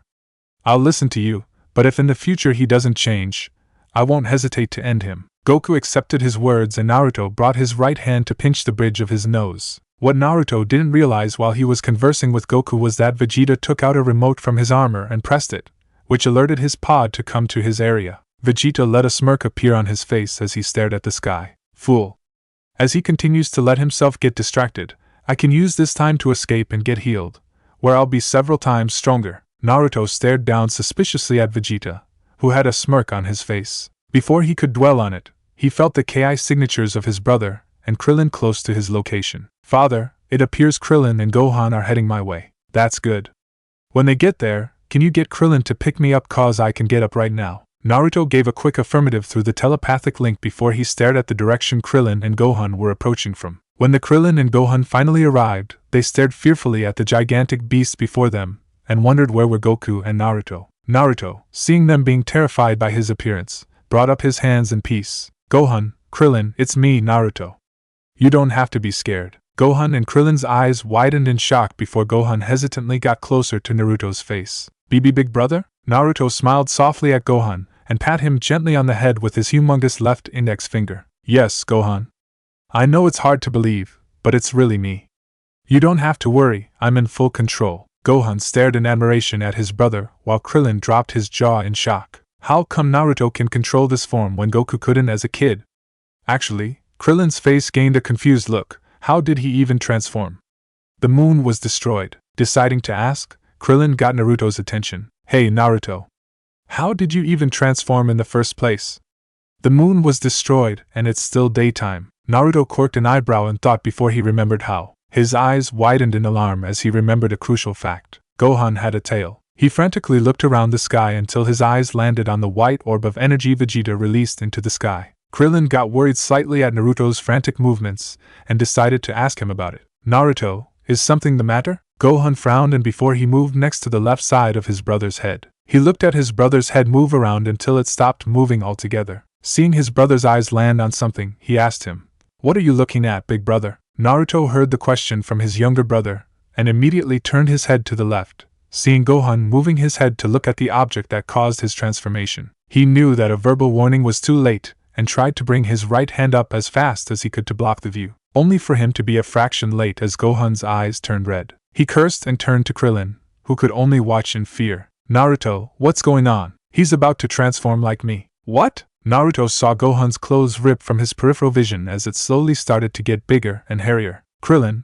there's no time to explain, but I need you to grab the Saiyan on the floor and take him to where my father is. But he was cut off by Naruto, who knew that Krillin would only end up getting hurt if he stayed. Just do it, Krillin. Krillin recoiled slightly before nodding and flew down, grabbed Vegeta, and flew to Goku's KI signature. Naruto turned his attention back to his brother, who was halfway through his transformation. Naruto waited patiently for his brother to fully transform, not wanting to remove his tail during his transformation in fear of causing side effects. It took a couple seconds, but Gohan was fully transformed into an Oozuru, who looked exactly like Mei and Vegeta did, except that he had no clothes. Gohan beat his fists against his chest and roared. Naruto knew that he had to act fast and that there was no reasoning with Gohan because he's never learned how to truly meditate, so he wouldn't be able to gain control. Naruto tried to grab Gohan's tail as fast as he could, but he was too slow to, as Gohan sent his tail away from his reach and hit him with a punch to the face with his right fist. Naruto cursed as he got back up from Gohan's punch. Damn it! Even though I got control of this form, I'm still not used to moving in this body. He brought up his arms and got into a basic fighting stance. I guess the only thing I can do to get used to this form is by practice. Gohan saw Naruto get into a fighting stance and instantly rushed towards him, ready to destroy him. Naruto also rushed towards Gohan so that he got a better feel of his legs and started close combat with Gohan. While Gohan's punches and kicks were random, they were still slow, and Naruto took that chance to block each attack. As their fight progressed, Naruto's movements slowly started to increase in speed and power before he finally got used to moving in his Oozuru form. Alright, I'm finally used to moving. All that's left is to knock Gohan out. Naruto caught Gohan's left fist in his left hand and pulled while moving to the side. When Gohan's head passed Naruto, Naruto gave a quick, but strong, chop to the back of Gohan's neck, knocking him unconscious. This in turn made Gohan's body return to normal. Naruto sighed in relief before picking up Gohan. Just as he was prepared to go to where his father was, Naruto looked towards where Mei's unconscious form was. Coming to a decision, Naruto ran to his destination, with Goku and Krillin. While Naruto fought Gohan, Goku was explaining why Krillin was tasked to bring Vegeta to him, and why he was still alive. Krillin, of course, got angry at Goku for his reason. Goku, I know you love to fight, but this is crazy. This guy would kill us without a second thought, and you want to let him live so you can fight him again? Goku sighed, expecting this reaction from his friend. I understand why you feel this is insane, but I have a feeling that he can change for the better. Krillin, if he had hair, would most likely be ripping it from his head in frustration, but sighed, knowing that arguing with his stubborn friend was pointless. Fine, you win, Goku. I promise not to do anything to him, but I don't think he can change like Piccolo did. Goku frowned a bit at the thought of his old enemy who died protecting his son before he gave a small smile. Thank you, Krillin. I promise you won't regret this. The two were startled when they heard a sound of something rushing through the air and saw one of the space pod the Saiyans arrived and flying towards them. They watched it land a few feet away from Vegeta, who just crawled to it. Krillin didn't do anything like he promised, and both just watched as he crawled. Pathetically, he added mentally, to his pod. Once Vegeta was inside, he flipped himself over so that he was facing the two and decided not to leave without giving them a message. With a dark smirk on his face, Vegeta said, "You two are fools for not ending me.